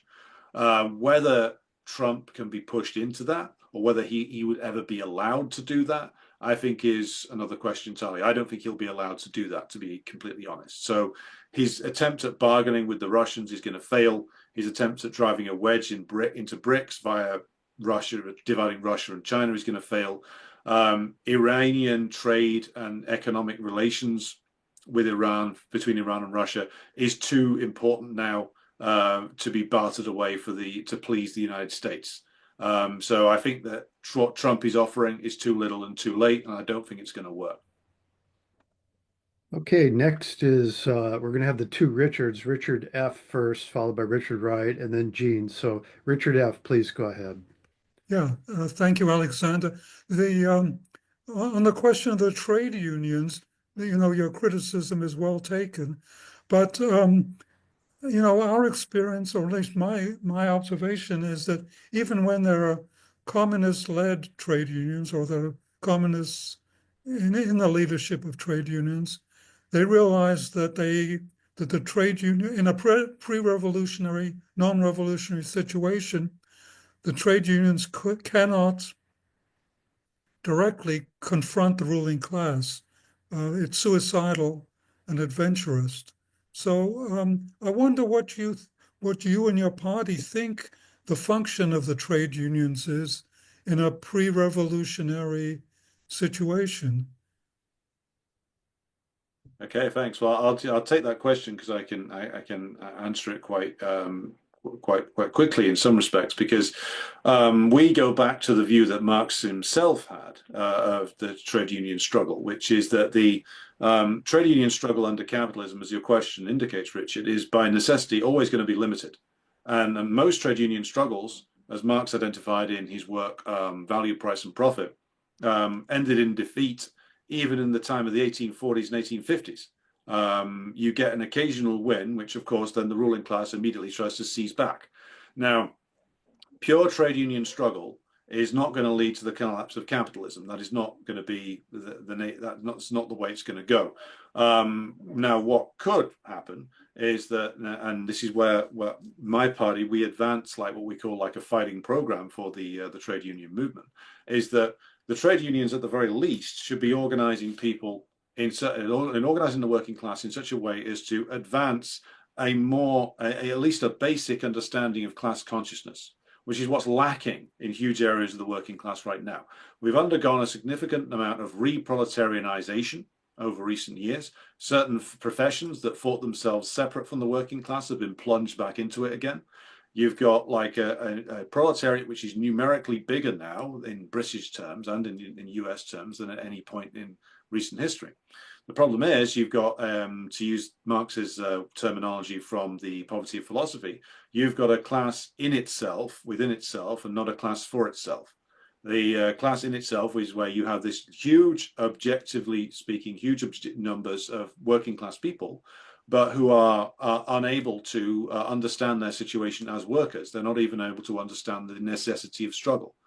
And so the role of the trade unions at this time should be to adopt at least a program around which more workers can be organized and mobilized, and at least bring them the basics of class-based organization and class-based politics. I don't think we expect the trade unions in Britain or anywhere to lead the revolutionary process, but they should at least be schools through which workers are educated on the necessity of and the basics of class struggle. And that means adopting a much more pro-worker program than in the British case they currently have, and also pursuing that program with a good deal more vigor and energy than has been done over the past decade and a half. And if that is done, then at the very least, workers will see the value of trade union organization and be able to use them as a school for learning the class struggle, which is what they should be used for by communists in this period. But the problem we have at the moment is that kind of basic class politics just isn't being done inside the trade union movement. What you have is a bureaucracy which runs things in such a way as to they see the unions as basically just insurance policies, not as schools of class struggle. And if you want more work, if we want more workers to join and get organized in the union movement has to adopt a fighting program and be much more aggressive in terms of pursuing unionization of new areas of the workforce and essentially being prepared to take more risks in being oppositional, which the current leadership is just simply not prepared to take. Okay, next is Richard Wright, followed by Jean. Richard, please go ahead. Yeah, thank you. Thank you very much for your presentation. Because I took my Imodium, but my stomach still tells me I have an unsettling feeling that I agree and disagree with some of your positions. I want to get back. One point I want to get back to is the position of the military contracting and how it will how you appeal to the people that work in those industries. And in the United States, I mean, I think there's all but like a handful, 3 or 4 counties in the United States that do not have some military contractors. How do you appeal to those people? And how do you appeal to their working class interest? And see that who they're working for is not in their long-term interest. I have other questions, but and I'll leave it at that right there. Thank you. Yeah, it's a good question, and one which we'll have to grapple with. I mean, I think the thing to start with is like to sort of dispel the myth that we in this country have put about by trade union officials that the communists, the leftists want to see all of you men put out of work, and that's why we must oppose these crazy communists and their demand that militarism be opposed. What we've got to say is, look, the skills that the engineers and the technicians who work in these places have are valuable, and we don't want to see anybody put out of work What we want is a transition to an economy which is actually more industrial than that which we have now, where the skills of these workers will be in high demand because we will have a lot of work to do on like rebuilding our technical, industrial and scientific base, which has been hollowed out in the last 50 years or so. And these workers are central to a lot of that. They have a lot of knowledge and they have a lot of skills which could be vital to other industries that we want to grow. And also, it's not that we as communists want to see the nation undefended. What we want to see is an end to it's an end to British imperialism, which seeks to impose the will of our ruling class upon other nations. So it's not that we want to see people out of work. It's not that we want to see the nation left vulnerable, but there's a big difference between defending our own nation and imposing the will of the ruling class on others. So I would say that we need to start working in terms of appealing through the unions to these workers and saying that we don't want to see people lose out. We want to see an actual expansion in industry, but we're not going to get that through the current setup. We're not going to get that through whatever plans that Keir Starmer has. We are in favor of a new system. We are in favor of a planned economy which makes good usage of the valuable skills that people who work in the weapons industry have. Now, we're not going to win over every worker who works at BAE Systems or Boeing or something with that prospectus. We're not. Most of them are just going to say, well, I've got a job. Well, I'm going to cling on to it and screw you. We might win over a few, though. We might win over a small minority who will become convinced of our approach to things, which is what I am saying at the moment is what we should be aiming for is to win over those workers who are already starting to raise criticisms in their own mind and bring them over to our point of view. That is a starting point. What we're looking for at the moment is a way in, a starting point to actually have that discussion. And we should be prepared for the fact that quite a lot of the time, they won't want to hear what we've got to say, but we should say it anyway. We should plant whatever seeds we can amongst these workers. And to give a practical example, back in the 1970s in Britain, there were like whole examples of like workers who in the weapons industry who started embracing the idea of diversifying their production away from weapons manufacturing. That was clamped down upon both by the state and by the trade union leaders in the later 1970s. So there are examples where this has been done successfully in the past. I think we should learn from those and be prepared to go through a long period of agitation to appeal to these workers and say that their future is also better under a system, under a non-imperialist system, whereby we actually have more industry in this country and skilled workers aren't reduced to like begging the weapons industry for a job. That is a tremendously difficult and possibly long process, but I think it is the only realistic way to approach this question. Okay, next is Jean. So Jean, please go ahead, followed by Mehmet. Okay. Yeah, well, Alexander, great. This was a wonderful talk, and I learned a lot, and I'm really impressed by the way you put all this together. And I do have to say,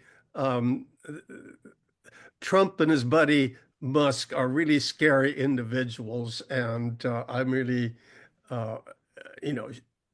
they really want to attack some key institutions, particularly including retired workers, people who are dependent on Social Security. And fortunately, my own pension is from the state of California, so I don't have to worry about that. But the other thing is that, Trump represents an attack on women, on that half of the working class that is female.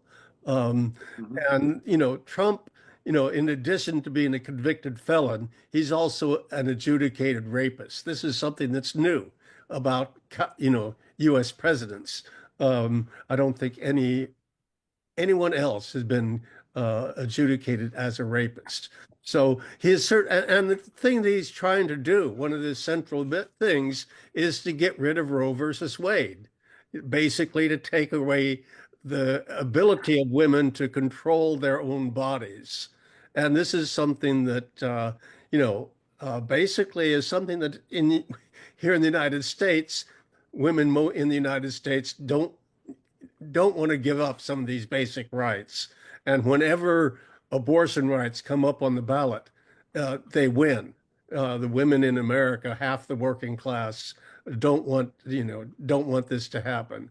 So I think this is an important thing that we need to bear in mind, and also an important point of resistance against Trumpism and the entire Republican Party, which basically is not only against reproductive rights, it's against gay rights, it's against union rights, and I think basically the right to vote. So I just want to know your reaction to this, or your comment on this, particularly as it impacts the female half of the working class. Well, yes. I mean, my rather not a flippant response, but my immediate response when I hear Trump talk about how he's anti-abortion is, well, I wonder how many abortions he's paid for over the years. My guess is a fair few, because and that isn't just me making a joke. That's the nature of the change in like the abortion laws, which is that like it will be obviously working class women who are adversely affected by this, as is always the case, that these changes always hit the working class the hardest. Now, Trump, of course, is a hypocrite and a liar and a genuine degenerate of the worst kind, and he openly boasts about all of these things. I would say that his attacks on abortion rights are incredibly cynical. I don't think he believes in any of the things that he says on this question at all, as his previous record indicated. But he worked out that this was a good thing to manipulate the Republican electoral base into liking him. So he's run with it, and in a way that's even more aggressive than like George W. Bush, because I think that the Republican Party always had this as like a very as a piece of manipulation for their evangelical base. I personally, I don't think that they meant for it to become a reality. I think they always meant it to be a carrot that they would dangle out in front of the Christian right to have them keep turning out and voting Republican. Trump, in his usual crude fashion, then takes this and makes it a reality. But he also exposed something, which is that Roe versus Wade is a Supreme Court case, correct me if I'm wrong, from the end of the middle of the 1970s. Meaning that the Democratic Party, which has proclaimed that it wants to defend this, had many decades to do something to make it less fragile. They didn't do any of those things. They never took any opportunity that provided itself. And they too saw it as a means of manipulating the female part of the US population to continually voting Democrat. So I would say like a campaign in defense of reproductive rights is very much needed in the United States, because the reactionaries do want to run wild with this. But it is something which I think the statewide ballots, I believe in places like Kansas, which have tried to push through anti-abortion laws, where a statewide ballot has defeated them. These are also places where the Democratic Party continues to perform badly, because like a lot of women will turn out in a statewide ballot to defend reproductive rights, but they still don't trust the Democratic Party to deliver on this. So I would say that whilst these campaigns are very much required, and that the attacks by the Trump administration need to be met, they need to be met by the organized working class, with, of course, women in the lead in this particular issue, but with the male part of the working class coming along as well, freed from the fetters of the Democratic Party, because that is the very last place that anybody would trust to actually defend these rights, given that their track record on these things. Thank you. Okay, I think I'm going to butt in front of Mehmet. Please don't remove me from the meeting. I have a quick question. Can you comment on the seeming enthusiasm with which the European political elites are lining up behind jumping into supporting the Ukraine campaign, when it would seem that not only has it damaged their political prospects, but the economies of countries like Germany. So why is it that the European ruling classes are so hell-bent on continuing the project? I would say for the same reason that the British ruling class is, which is that the German ruling class and the French ruling class are, as now, they are very much in need of the collapse of Russia and the ability to dismember it, as much as the US and the Brits are. There is this, I think, a bit of a misunderstanding that comes from various multipolar commentators online, which is that the German and Germany and Russia were doing great business, and therefore why would Germany want to disrupt it? I would say that misunderstands the nature of Germany as an imperialist power. Germany is an imperialist power as much as the French are, as much as the British are. Yes, they play a subordinate role to the United States within the US-led imperial bloc, but they would much rather have a Russia that is dismembered and looted than a Russia which is a business partner. And that's the prize that's on offer. And they've also sunk in far too much money and gone far too far to reverse right now. There's also a lot of bloc pressure on all of these major countries from each other. They're all in a hole and don't know how to get out of it. The only solution that they see for themselves, I'm talking particularly here of the French and the Germans, is to try and carry out their own remilitarization and to try and carry on the Ukraine war in their own way. With the US now wanting to pivot to Asia more to menace China or Iran or both, they have been, essentially the Europeans have been contracted to take care of the mess in Ukraine. And they, as I say, they require the collapse and looting of Russia as much as anybody else does. And it would be a mistake to see them as being in opposition to this. They never were. They were always all in on this thing. If the Germans and the French had actually wanted a different outcome, they could have asserted one back in 2022. But they did not. They went all in immediately because they saw an opportunity, as they thought at the time, that they would be able to secure the collapse of Russia. Even though they have been proved disastrously wrong, they don't know what else to do. They still need that collapse. They still need the ability to loot Russia. And that is what is powering their behavior on this question.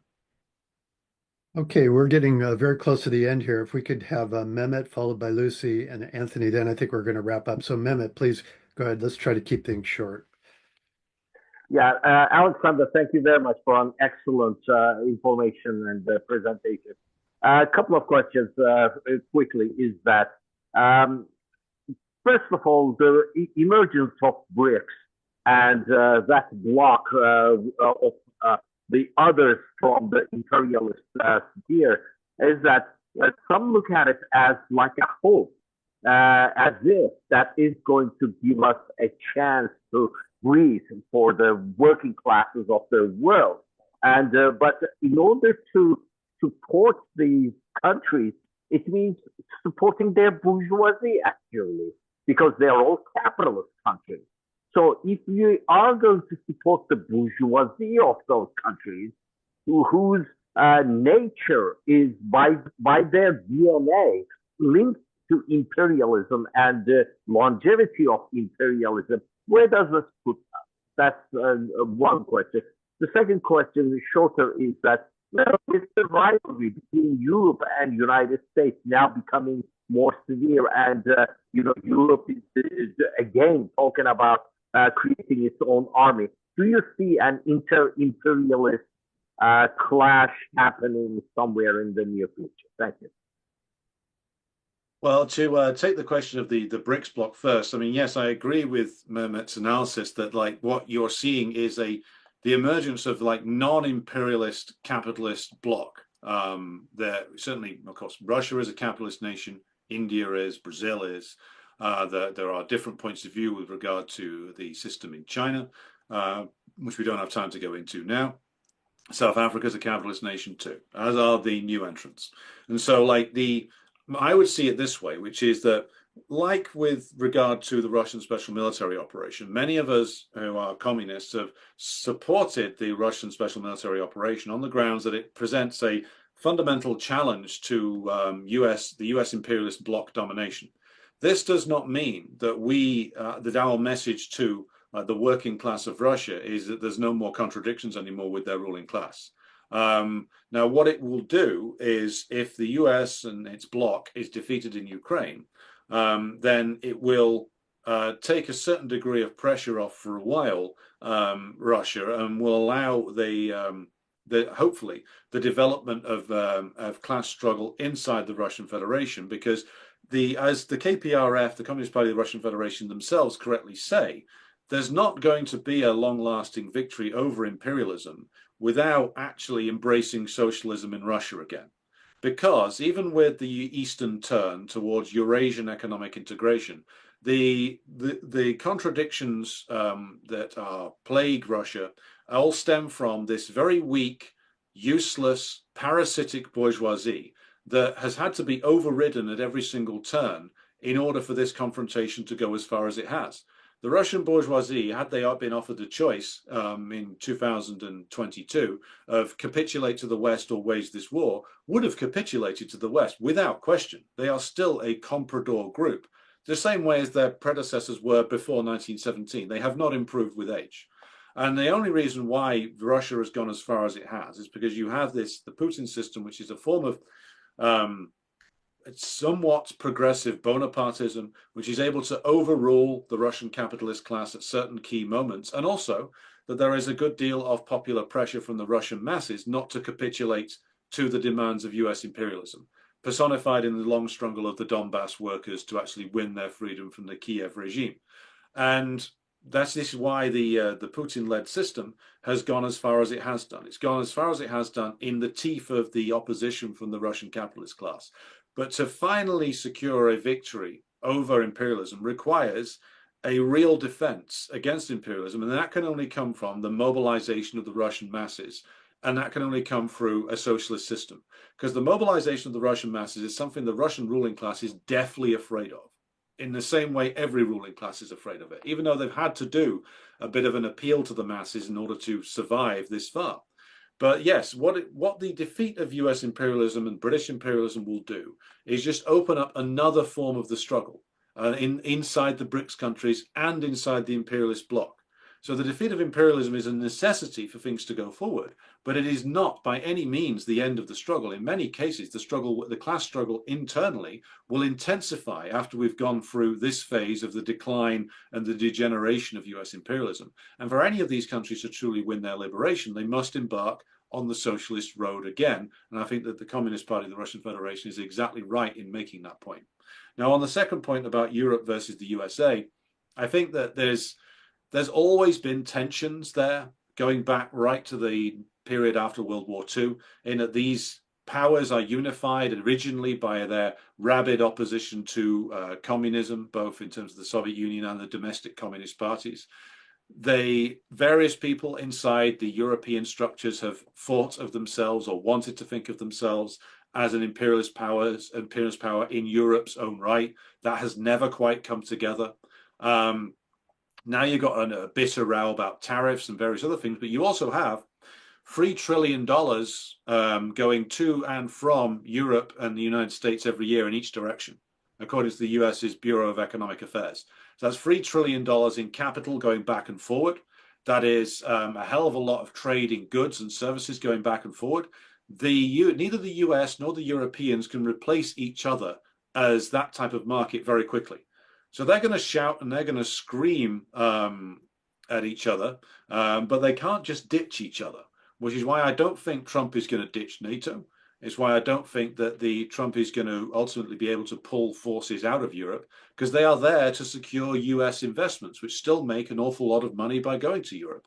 So I think that this is a row. It's a serious row based on the crisis that is facing both parts of the imperial bloc system. But I don't think they can divorce each other from as quickly or as easily as some in US or in Europe would want to. So you're going to see a lot of words from Trump and a lot of belligerence, but ultimately these two are joined at the hip and can't be separated very easily at this stage, I don't think. Okay, next is Lucy, followed by Anthony, and please try and keep things short because we have to wrap up. We're running over a bit. So Lucy, please go ahead. Okay, yeah. I was just wondering, thank you very much for everything that you've said. I learned a lot. The thing I wanted to talk about was the US and China. In a recent speech by this guy, J.D. Vance, who's the vice president of the President administration, described and laid out an incredible exposure of the U.S. imperialism, in my opinion. And I heard this, it's been only 2 days ago, and he was delivering this speech to the big tech oligarchs.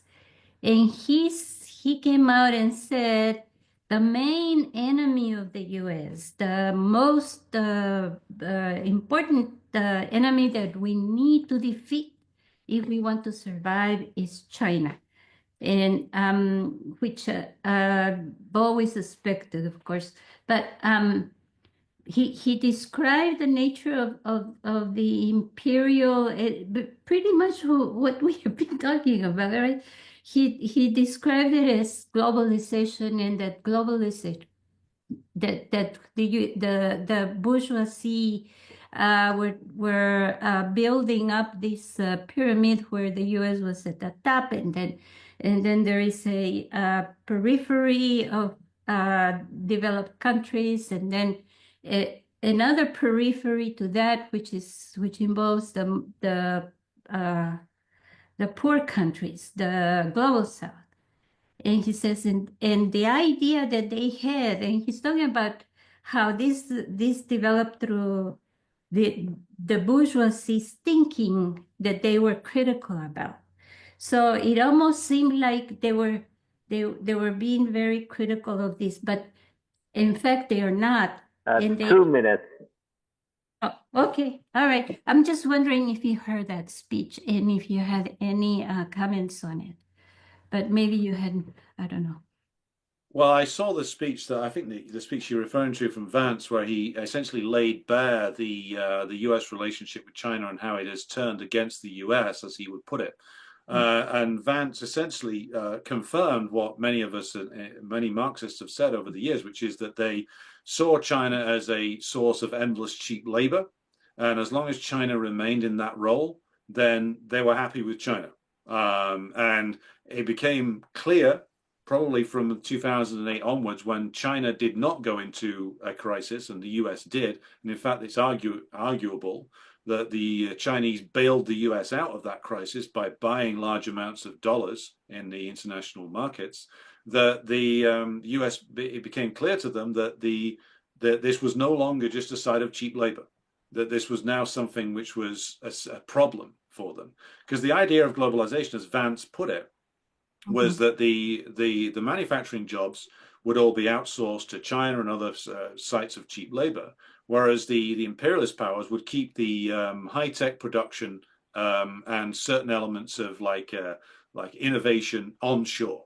And when China started doing all of those like value-added things, the high-tech production, that's when it became a real problem.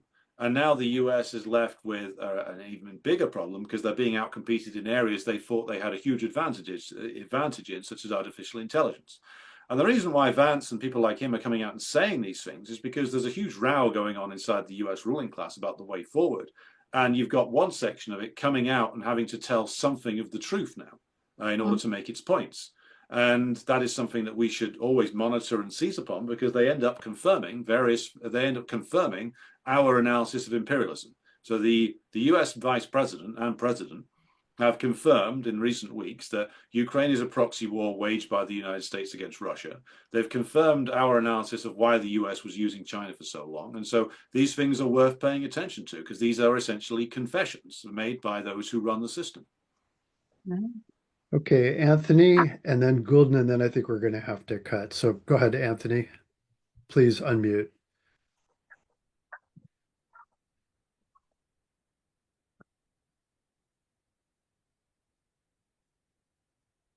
Got to unmute. Why don't we go to Goulden then? Goulden, please go ahead. Sure. Hi, thank you very much, Alexander, for the information, and I mostly agree with your analysis. My question is pretty straightforward, I believe, but I just want to know the details. But currently in Turkey, like the whole country rised up.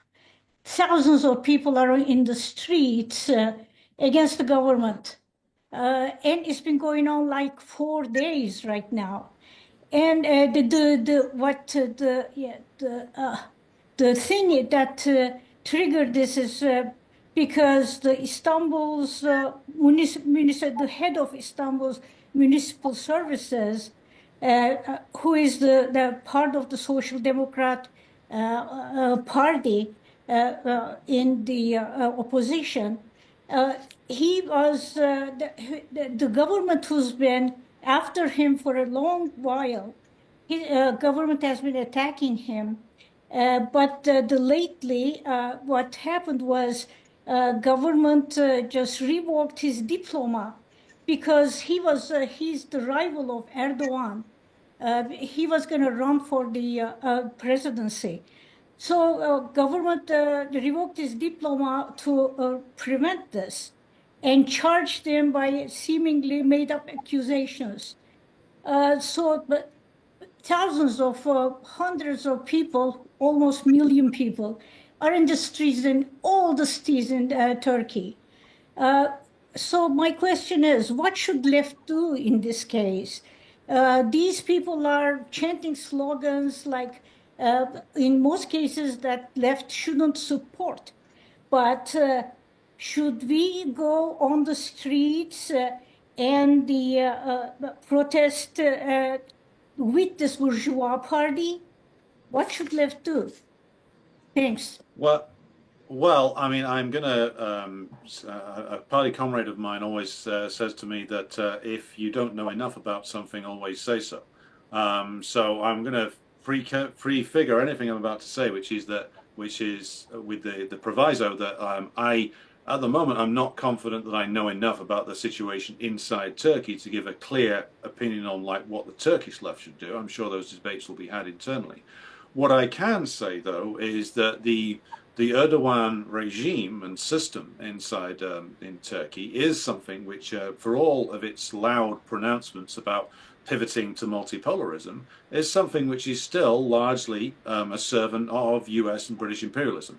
In fact, you can find a lot of articles on sites like the Royal United Services Institute in Britain being very warm in their appreciation of the role that Erdogan has played over the years. So for all of Erdogan's talk, it is clear to me that he remains a key element in the imperialist system of control in the West Asian region. Now, does that mean that if he is overthrown by his rivals within the Turkish bourgeoisie, that the things for the Turkish working class will improve? Maybe not. I don't know enough about the forces concerned to see that, to see that far ahead. But in my view, the end of the Erdogan regime in itself could well be regarded as a positive thing, because the man has been a servant of imperialism for his entire miserable career.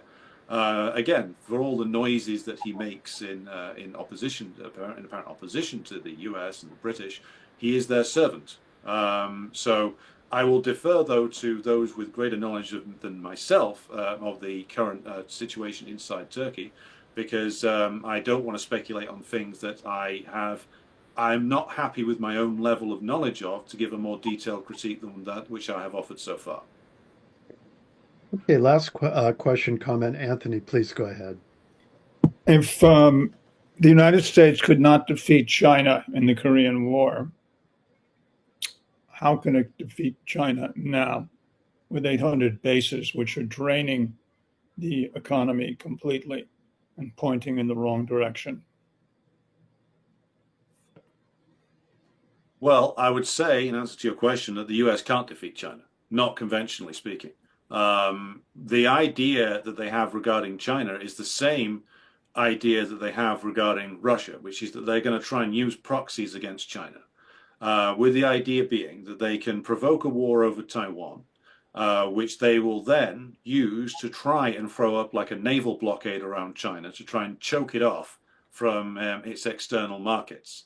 The Chinese are aware of this, which is why they have been sinking a lot of money into building overland routes for trade in the other direction, so that they're not the US can't cut them off via a sea-based blockade. Also, the Chinese have been responding to this by building up their own naval capacities, as they have done for many years. Now, the US hopes to draw the Chinese into a confrontation over either over Taiwan or the Philippines or something else in that area that will turn international opinion against China and enable the US to inflict mega sanctions on it, throw up a naval blockade and other things like that. It is a completely delusional point of view that the US ruling class is laboring under, but that doesn't mean that they're not going to try it. I think that they will not want to risk their own ground forces going toe-to-toe with the Chinese.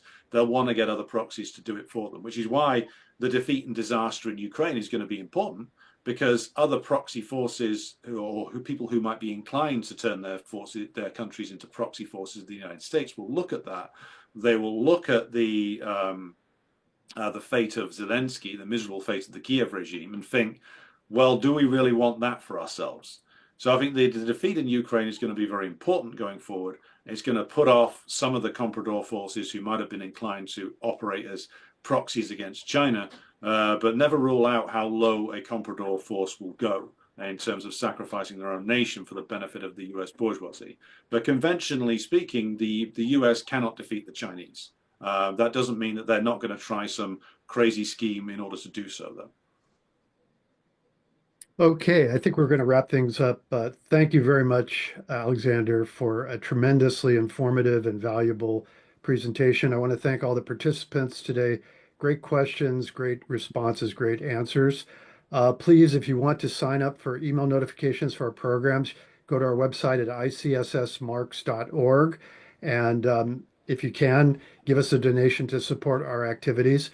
Please come back next week for a discussion on Africa, which Alex made reference to in his presentation, a very important area that we're not really getting enough attention paid to, and we're really happy to have a presentation on that next week. So, Alexander, we're going to have you back again, I hope, soon, and very much appreciate your taking the time to spend with us. It was a great session. Thank you very much.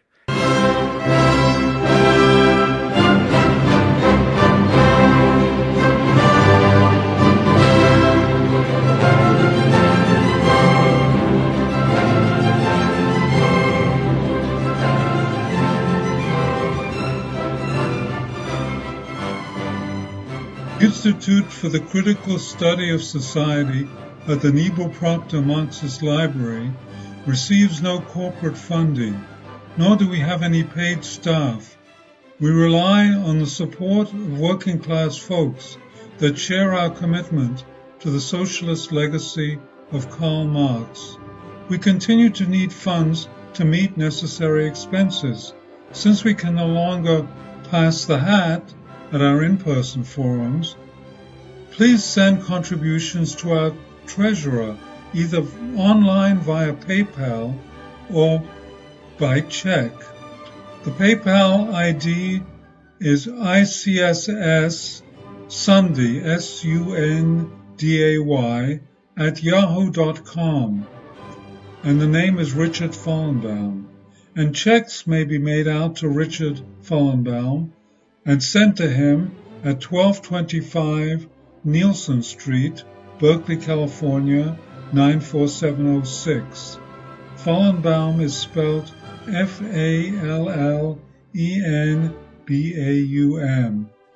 To donate directly to the Marxist Library, send a check to the Niebuhr Proctor Marxist Library at 6501 Telegraph Avenue, Oakland, California, 94609, or directly or donate online at www.paypal.me/npml. For information, write to npml at marxistlibr.org, and the website is marxistlibr.org.